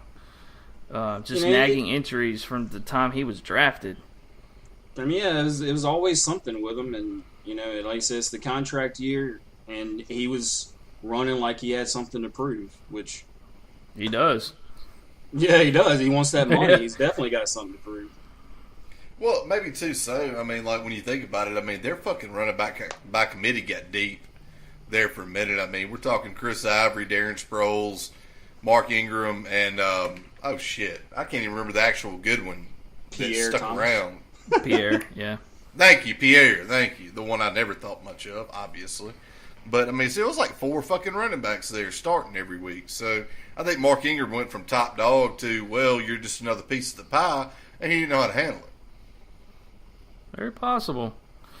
I think Ryan I think with him, he just takes.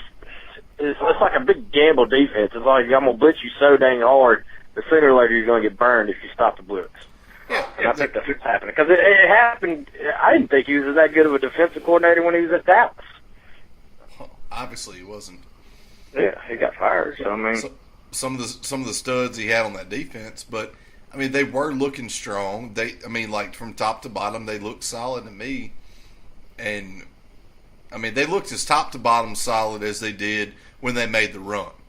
A few key pieces here and there in the secondary, linebacking core, especially on defensive line, and they just hadn't performed. And maybe it is Rob Ryan and his crazy ass overthinking shit. Like, I'm gonna blitz 9 and have 2 deep kind of shit. I mean, that's what they did in their Super Bowl year, man. That's exactly what they did in their Super Bowl year.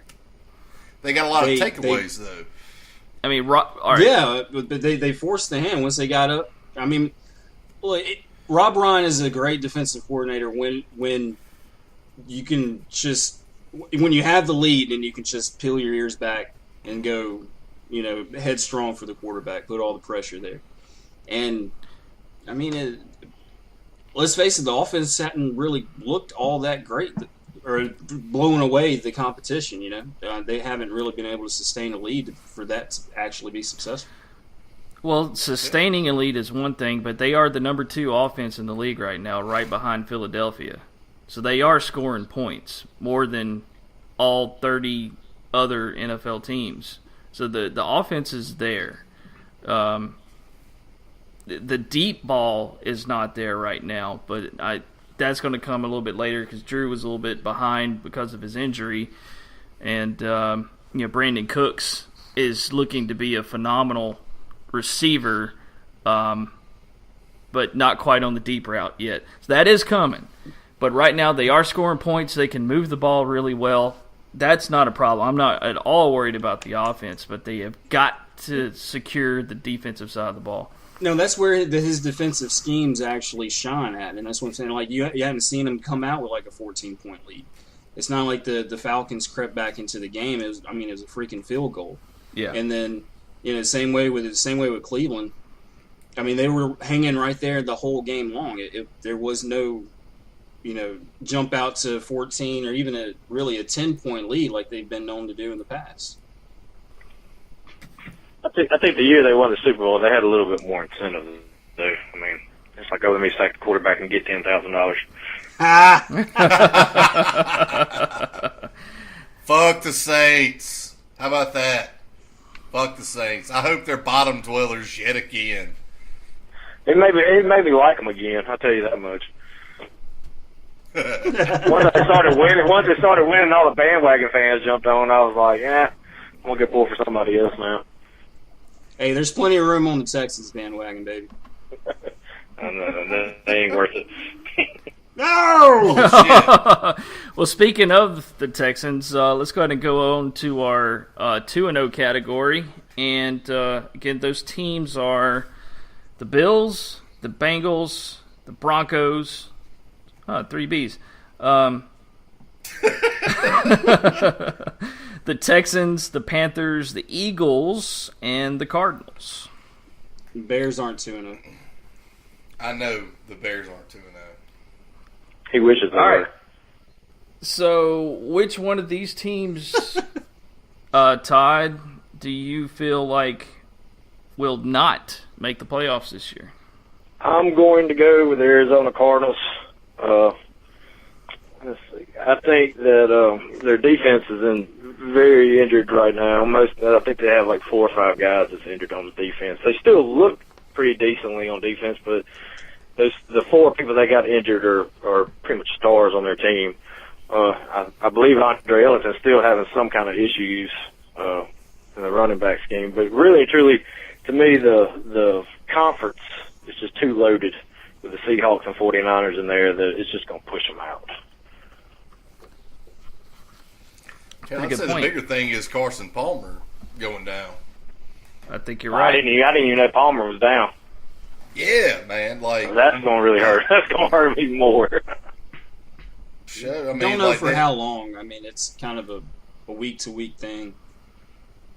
Well, the interesting part of this is, and I've got to bring this in on that, because do y'all remember Austin Davis? We're all Mississippi guys. Do y'all know that name? Southern Miss, baby. Yeah, Southern Miss guy. And honestly, like, I was pretty fired up that he came in and he basically started, like, and apparently he worked the whole week through as the starter because of Palmer's injury and ended up leading them to victory. Like, you got the he did that, but with St. Louis, not with Arizona. Arizona put Skelton out there. Fuck. Yeah, we need to edit that part out then. Yeah, we Good really point, do, but man, wrong team. Look, I heard it on the ride home today, and I was like, is Austin Davis playing for Arizona? I didn't have time to do my research. I was looking up too many horrific sports injuries. So I kind of got addicted for like 45 minutes. It got out of hand. Well, anyway, the one thing I could say about Arizona is they are definitely a scrappy, gritty, and deep team. God. I'm a terrible sportsman now. I'm awful at this. Do you remember Austin Davis? Did that ring a bell to you? God damn it! I built it up so well. Oh gosh. All right, so as I was saying, I'm just glad people aren't paying us right now for this shit. no shit.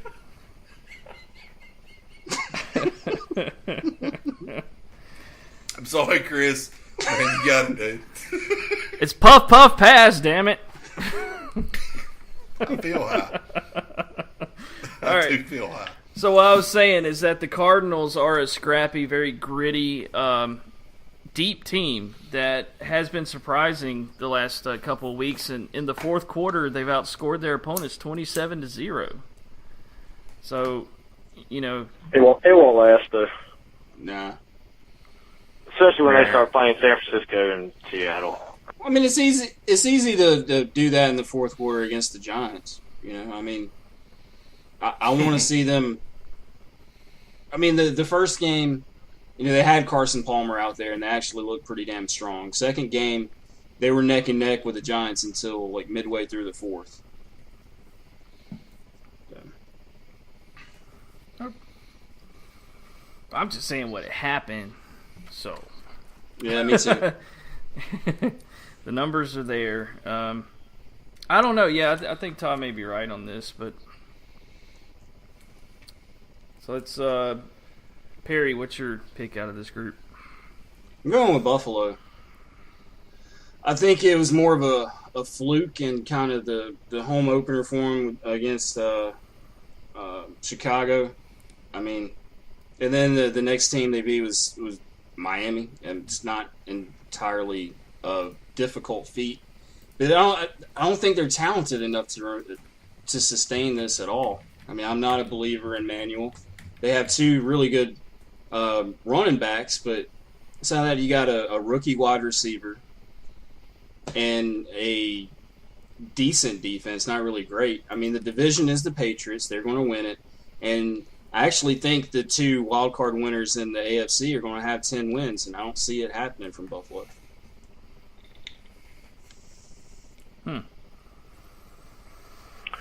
I agree with you, but it's something about it, I want to see Buffalo get in.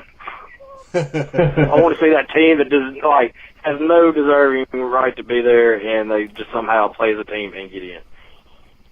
Put a Tool in there to have Tool time going instead of Manuel, and you know maybe they have a chance.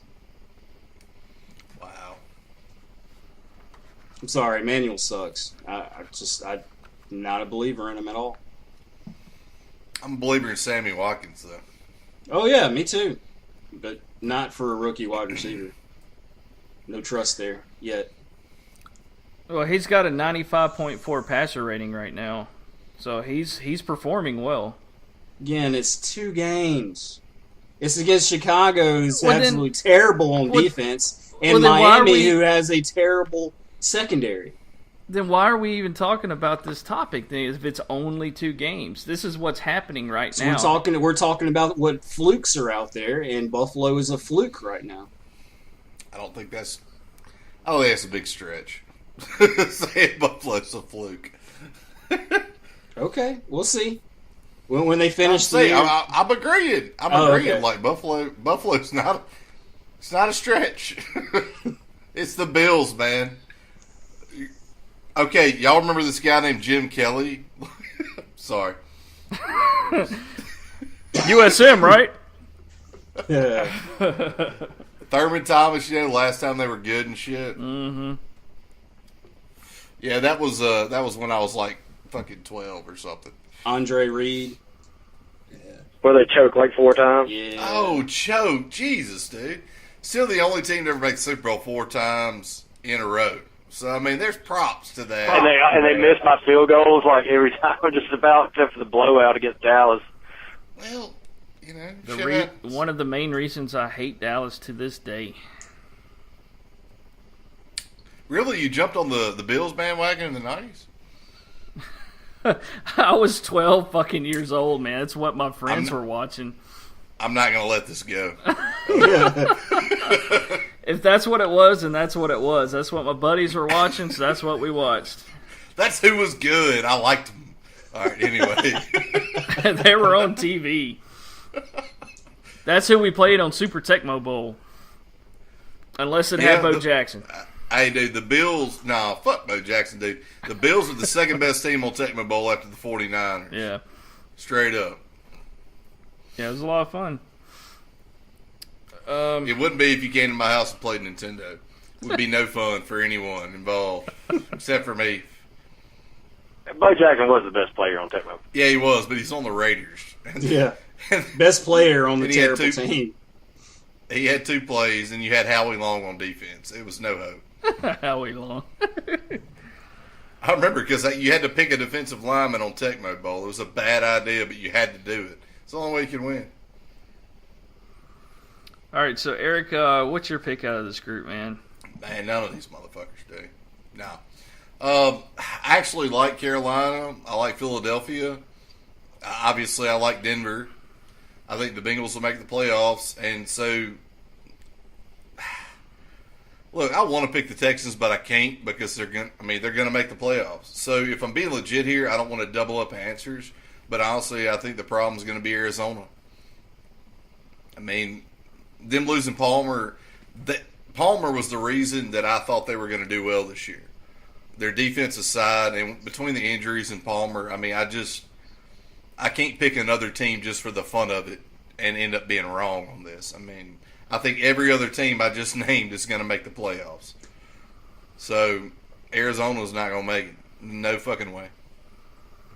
Yeah, this is a tough group, man. It really is. And just going down the list, I agree with everybody. There's really only 2 teams that really stick out is Buffalo and Arizona. But Manuel has a 95 QBR.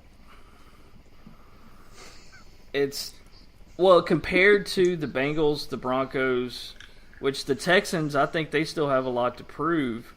The Panthers, the Eagles, they all look solid. I don't want to see Carolina make it, but... Why? What do you have against Carolina? There's a big reason why. No. We need to make some arguments here. What the fuck's wrong with the Carolina? They're in the same division as New Orleans. That's why.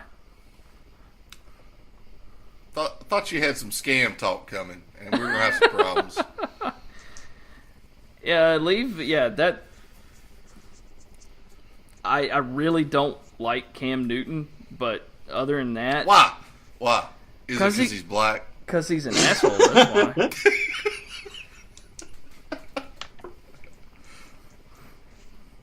I don't like assholes, that's why. Well, I don't know why you're friends with me. It's probably because I never met Cam Newton. How you know he's an asshole? His persona in interviews, the way it comes out, the whole Superman thing, and he calls himself Cammy Cam. It's shut the fuck up and throw the damn football. So you don't like assholes? Why do you like Derrick Rose? I don't think he's an asshole. Okay. I don't think he's an asshole. He's not. If he is an asshole, he's a private asshole. He's not an out there in your face asshole. He's not trying to rub the brown eye all up in your face. A private asshole. Private asshole. Asshole of the morning.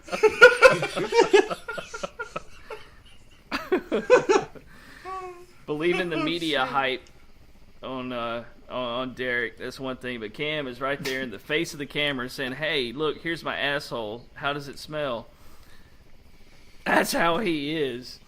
Because the cameras are shoved in his face all the time. His asshole smelling better than RG3's right now. He's sitting back on the fucking sideline. Oh goodness. The Cousins look pretty good though now. Can I make my worst terrible joke of the week right now? While are y'all prepared? RG3, does that mean how many ACL surgeries you've had or what? Like, is that the 3? Is that why? I kind of feel bad because I sent it. I sent it to you guys, and then I posted it on Twitter. The RG3 in the wheelchair before the game. Yeah, we're terrible fucking people. All of us. Chris is the best out of all of us, but we're turning him one fucking show at a time. It's hard to resist the dark side. Dude, I know, man. just want to throw out some props real quick. You get a double lightsaber. Jose Altuve just broke Craig Biggio's hits record for Astros. Just broke it. Just I assume in a single season. Single season? Well, yeah, single season hits record, yeah.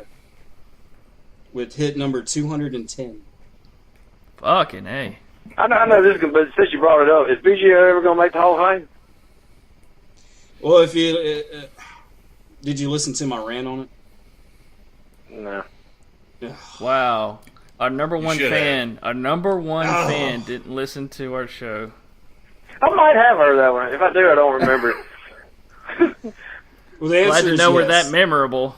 I think they better put him in this upcoming year. If not, it's going to be tough for him to make it. That's part of, that's what I said during my rant. So, You need to get back and listen to that one, though, for real. I'm not even a baseball fan, as y'all well know, and that was a good one. I mean, he deserves it. I mean, you get 3,000 hits, you're supposed to be a lot, you know? Supposed to be. He should have been in the first year, but I mean, they were just like being snobs against him. It's like, we can't allow him in the first year. I don't know why not. He had 3,000 hits. No, because baseball sucks and the archaic bullshit surrounding it and all the old motherfuckers that don't want anything to change. We don't vote people in on the first ballot. Blah, blah, blah, blah, blah. He missed it by like 3 votes or some shit, too. yeah, it was like 2 votes is, not even a full percentage. And, he missed it by 2 votes, and they call Frank Thomas the Big Hurt. Like, I'll never forget that one. I hate Frank Thomas. Fair enough. I went to a game one time, and I had my baseball. I handed it to him. He took the pin top off, and all of a sudden a coach comes and tells him he has to go. And he takes the pin top and puts it back on and hands me the ball unsigned. It's like 12 years old. It's like ruining me almost. Hence the Big Hurt. That stunk so bad. I was like, how can you do that to me? So. Well, at least he handed the pen back to you. If he would have just thrown it on the ground or something. He had to use his nose. I was like, man, I could stick this baseball up your nose.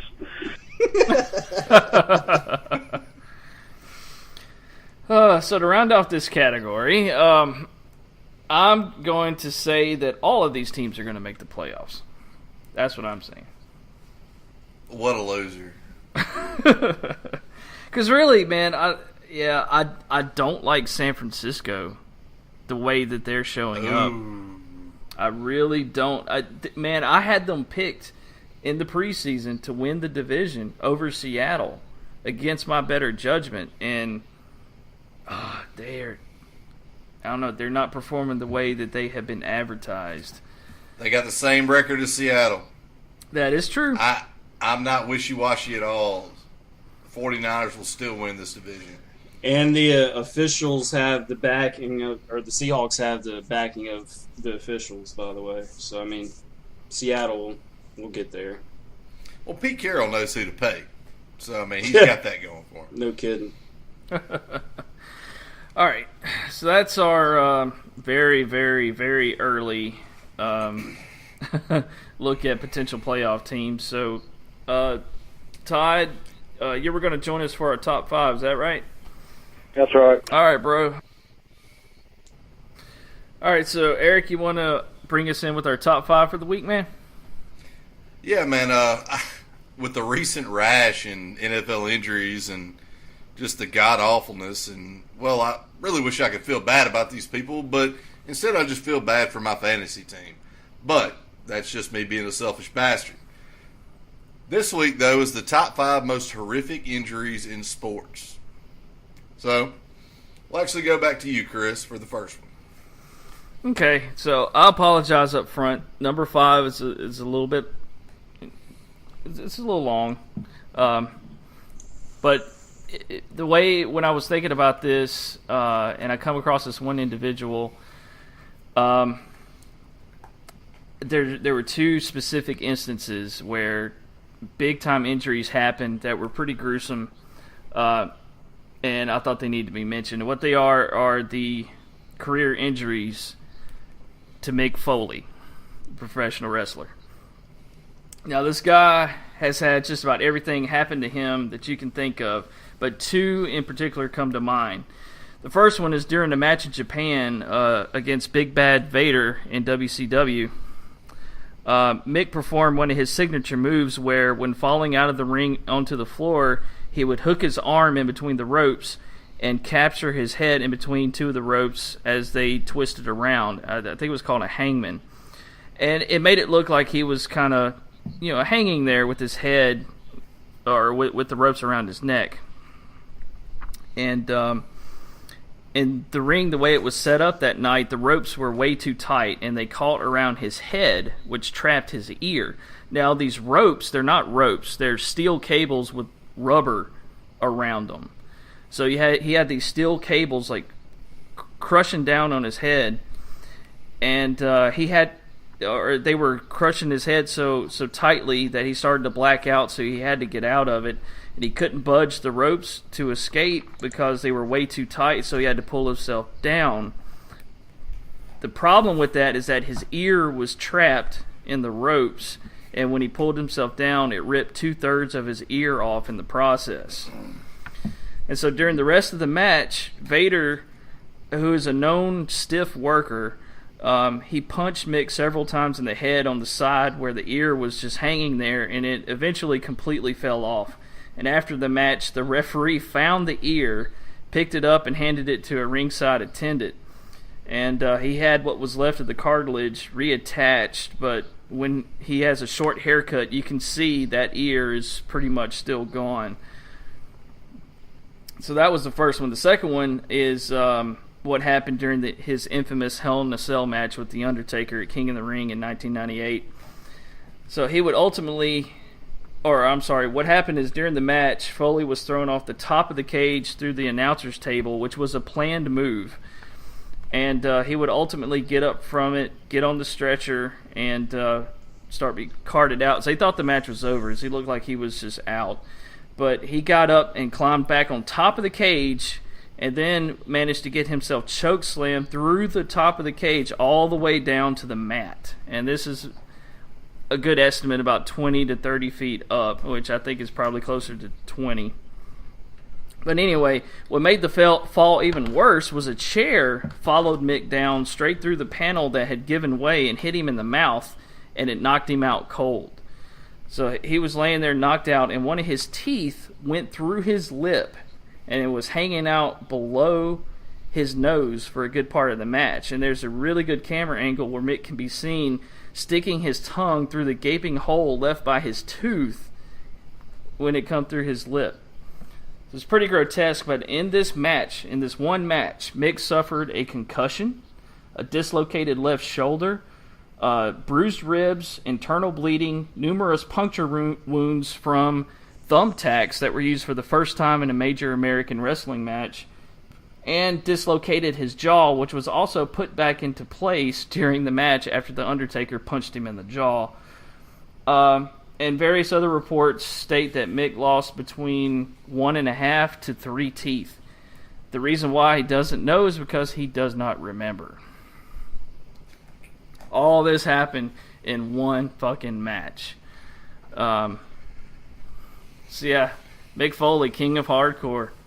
Good God, man. Soap opera on steroids does not even fucking say what wrestling is. I mean, this dude's been in C4 matches where, 3/4 of his arm was burned, almost to the point of having to get skin grafts, barbed wire matches, where they seriously get cut all over the place. I mean, this is not your grandmother's form of wrestling. This was nasty shit. Obviously not. All right, well, goddamn, that was a hell of a number 5 on the first one. So, Todd, we'll go with you for the next one. My number 5 is going to be Dave Gervecki. It was the pitch heard around the world when he threw it. It snapped his arm in half, and the snap you could hear all over the stadium. Oh.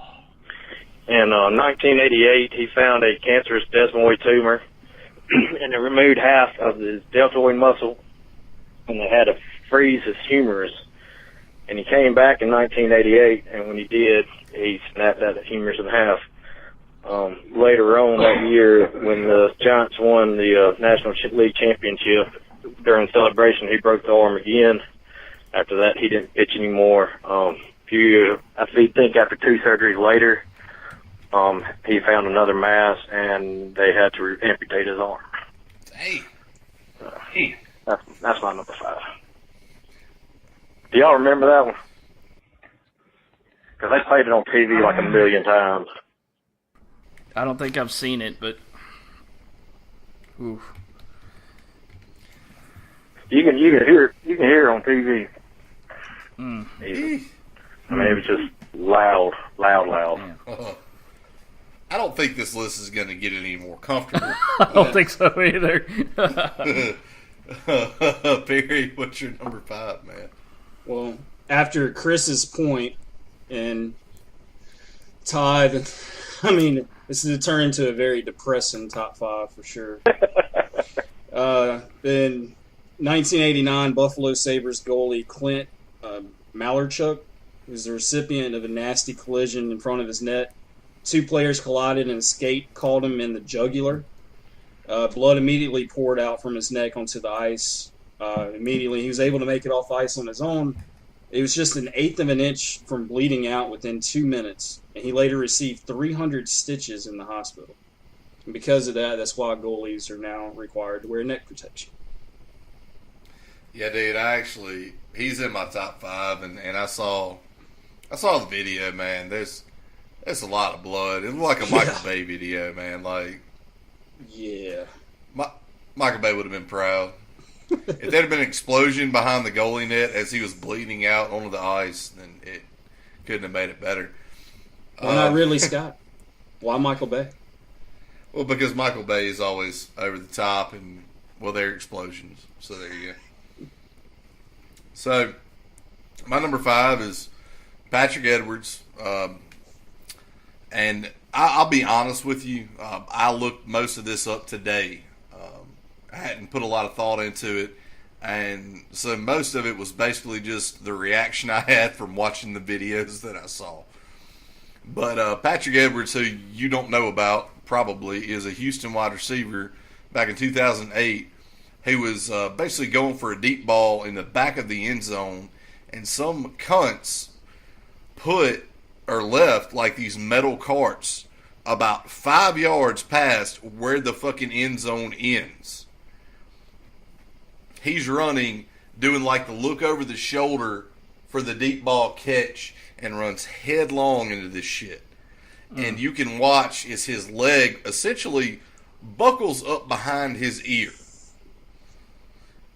And it's just laying there. Of course, the best part of it is, as you're watching it, they're not even really focused on him. They just saw the pass. Okay, it went away. And then all of a sudden the replay, like that first replay focus, man, camera guys have balls, dude. They do. Because they're just like, oh. And they zoom right up on top of that shit. And then all of a sudden, we got to break away for commercial. So anyway, it's my number 5. We have a lot more to go. Chris, number 4. Man, this is going to be tough. All right. Number 4, I have the injury to Joe Theismann. And I think we've seen nastier injuries than this, but I have him in my list because of the caliber of the player or players involved and the significance to the left tackle position that happened after this. But in 1985, Monday Night Football, Lawrence Taylor sacked Joe Theismann, and his knee landed directly on Theismann's lower right leg, breaking both bones. And that ended up being it for one of the NFL's brightest stars at the time. He had fusion surgery, and it didn't heal right, so he had to do some other reconstruction on it, and one leg ended up being shorter than the other. So that's why he had to retire pretty much in his prime. So Lawrence Taylor was a beast. yes, he was. All right, Todd, number 4. My number 4 is going to be Willis McGahee in the 2003 Fiesta Bowl championship game against Ohio State. He ran off to the right-hand side, and I know y'all remember this one, but when he got hit, his leg pretty much buckled backwards, and it tore his ACL, his PCL, and his MCL. It tore all of his CLs, pretty much. Yeah. Ugh. Good God. All right, Perry, number 4. This is a terrible top 5 that I picked. Yeah. Thanks, Eric. My number 4 is Kevin Ware from Louisville. My God, he went to go contest a 3-point shot, and only thing I remember from watching that game is the constant replay CBS kept putting on, showing his bone poking out. Oh my gosh! It was just a little nothing. I mean, it wasn't weird or anything. It landed just a little bit awkward, and that foot just buckled, and it was one of the most gruesome things I've ever seen. And CBS finally stopped showing the replay, and then you couldn't find it forever. But anyway, that's my number 4. Yeah, I could picture him dangling on the sideline is what I called it. Because, I mean, the way his leg was doing, I mean, just like floppy hand. Just... Yeah. All right, my number 4 is actually Willis McGahee as well, just because, like, the massive amount of injury, and since Todd already described the gruesome part of it, I'll just give the man credit, because he fucking came back from that, got drafted, and actually was a very successful NFL football player. He was drafted in the first round. Yeah, wasn't the greatest. Yeah, I mean, they took a huge chance, and that should tell you how good he fucking was. The fact that it's pretty much like, all right, your leg is shot by a shotgun, and now you're coming back. So, All right, Chris, number 3, man. My number 3 is a young man named Napoleon McCallum, promising rookie for Oakland in 1986, and he left after his rookie season to serve 5 years in the Navy. And he ended up returning and had a few good years, but on opening night in 1994, during a routine, normal, everyday run, his cleat just happened to get stuck in the ground as he was tackled. So his left leg was twisted in just about every direction possible as these big guys were coming down on him. And he suffered a ruptured artery in the left knee. He tore all of his CLs, as we're calling them, had extensive nerve damage, and his calf and hamstring muscles were completely ripped off the bone. Ugh. And that was it. That was all she wrote. That's my number 3. I don't want to know what your number 1 and 2 are. All right, Todd, number 3, man. I don't know if we're trying to top anything, but good luck topping it. My number 3 is the same one as Perry's number 4, Kevin Ware. That was gruesome. And lifting his leg up and it just dangling there was just nasty. Looked like a child swing set. Oh. I'm trying to make it funny, guys. I'm trying. Oh. Good Lord. You got anything else to say about that, Todd? Every time I see a kid swing set from now on, I'm going to have that fucking image in my head. Thank you, Eric. Oh, man. Yeah. Beware of the swing. Anyway, I'm sorry. Funniest thing you said all night. Oh, fuck all of you. All right, Perry. I'll make it real quick. What's your McGahee. What's your downer? Yeah, Willis McGahee. Go on. I ain't got nothing All right, new to fair add enough. to it. Todd named it play-by-play perfectly.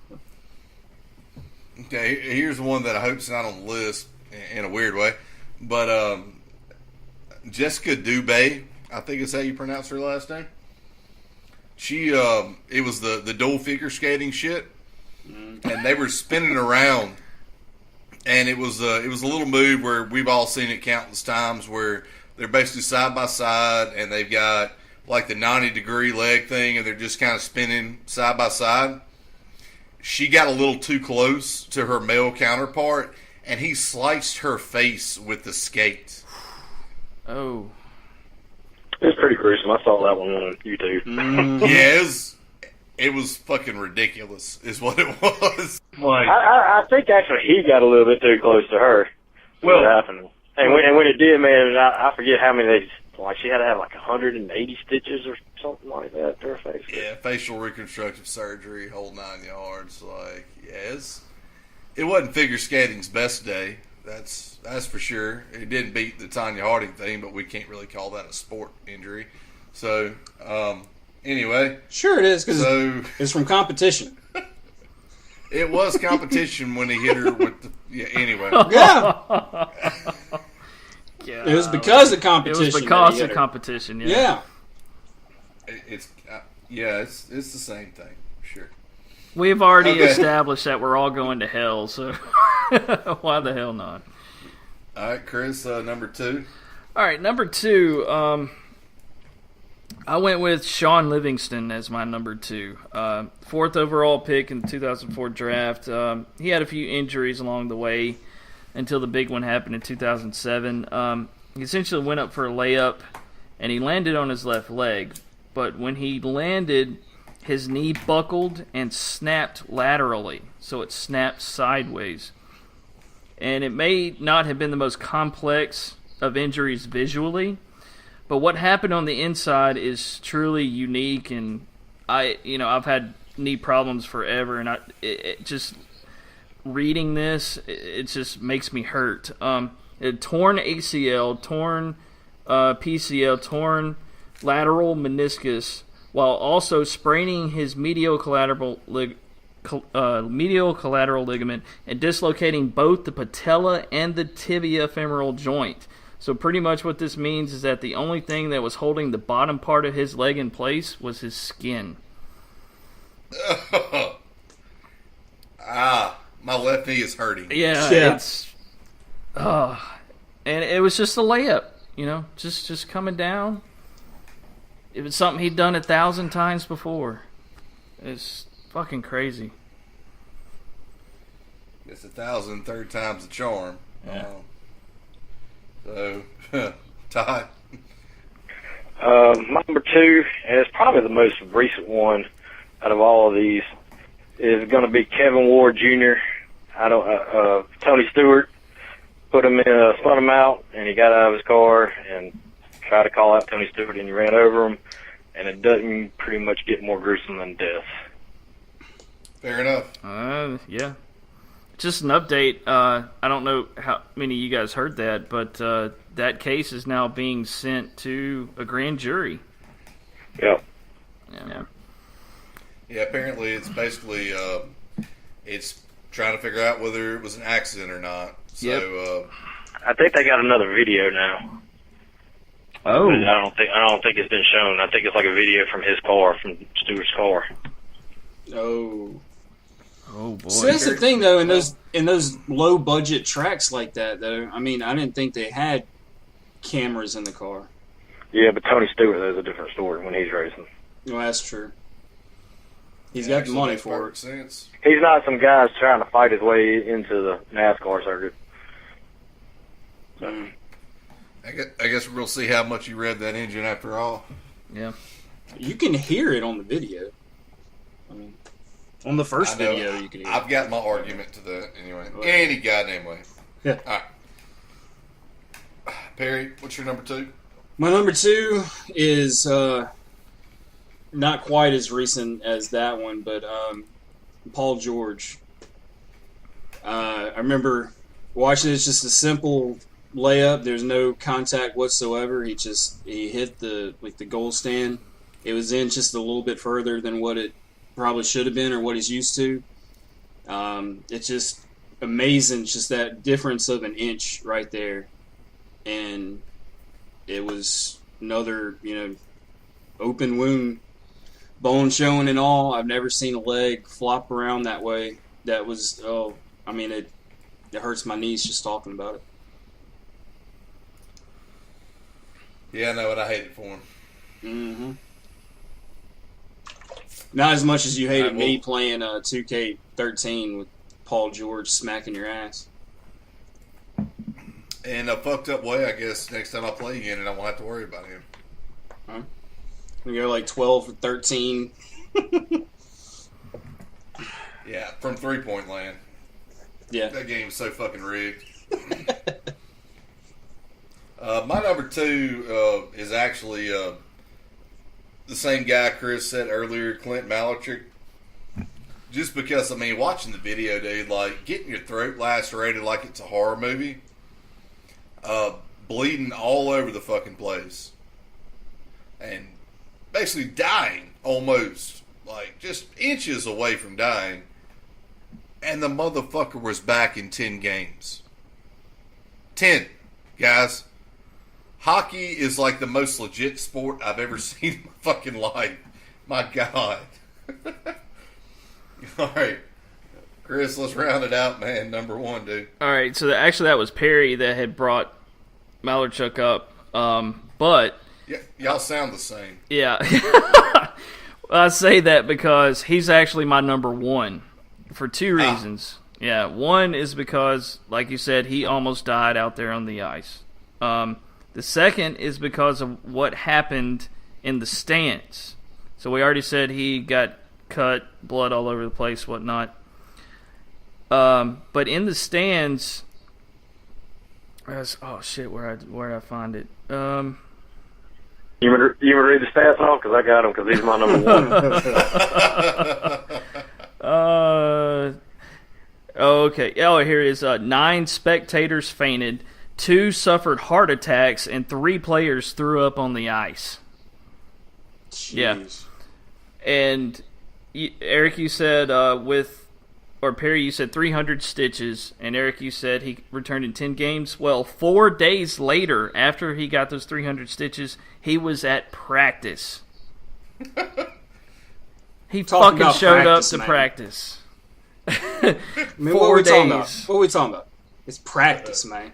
Well, he is up and moving. He is conscious. That is good grief. My ass would be in bed for a month. Maybe 2. God damn it. That's my number 1. Wow. Well, Todd, we'll roll on like what you want to say about the guy. Shit.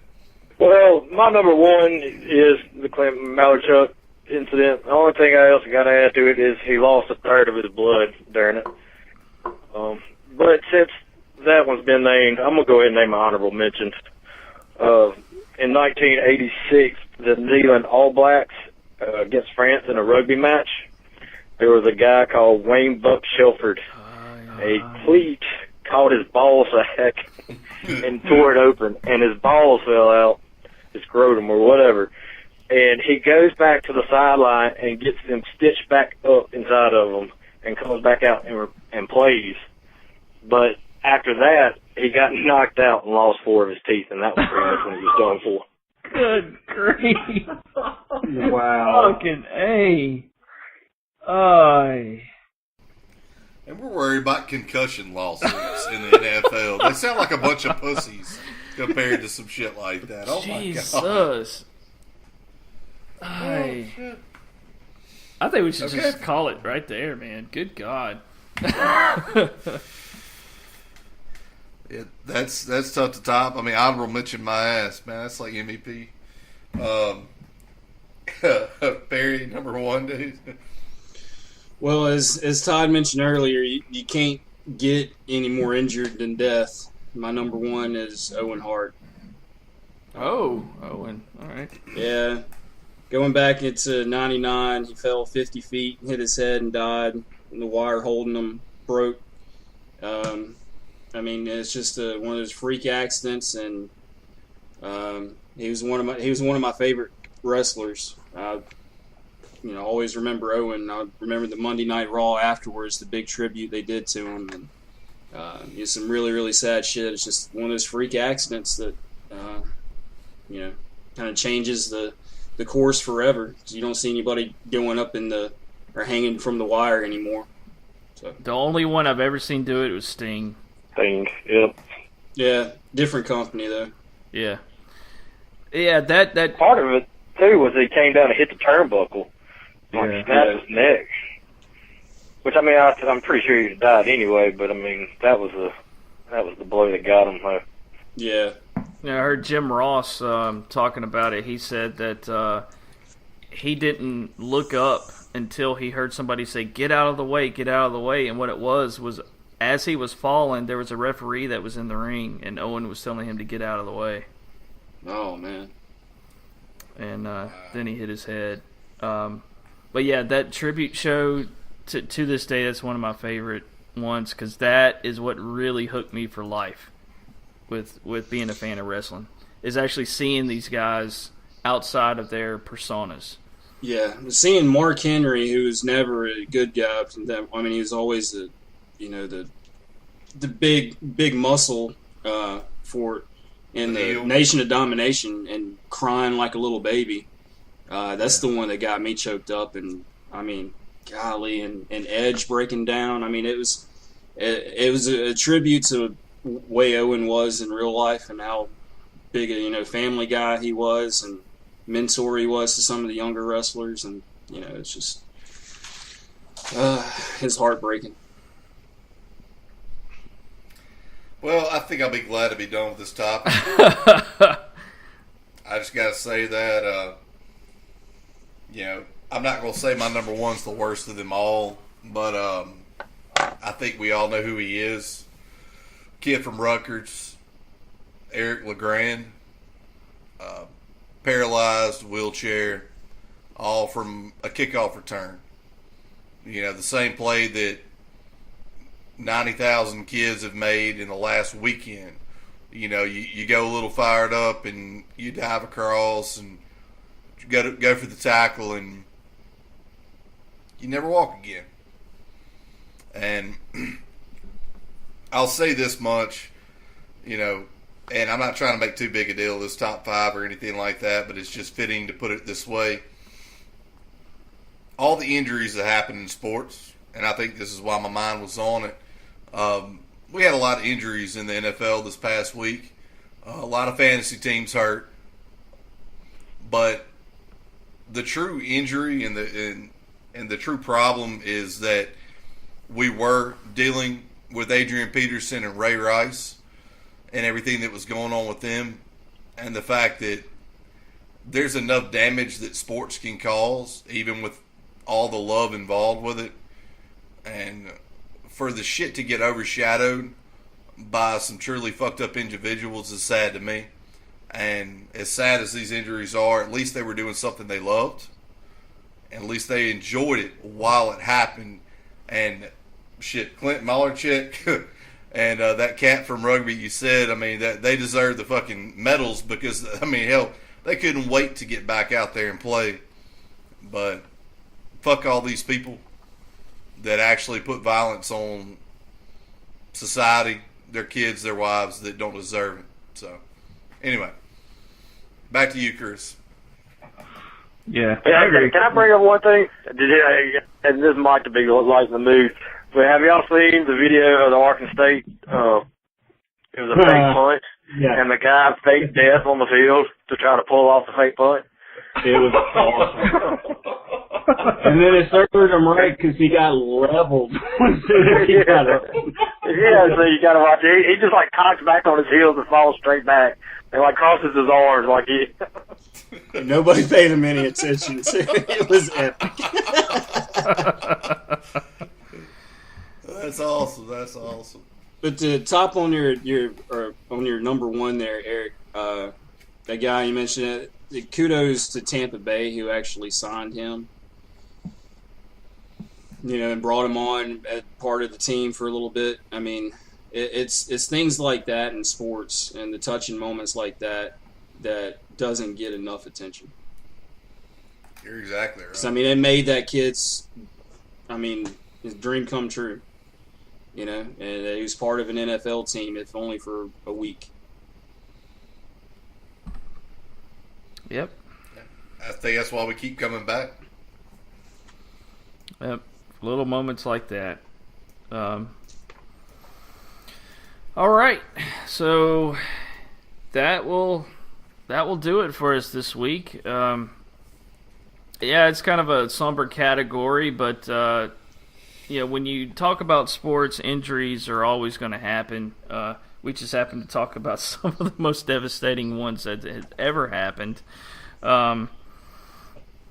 But they definitely need to be remembered, and caution and rule changes if need be result after these things happen, to kind of let us know where we need to change things.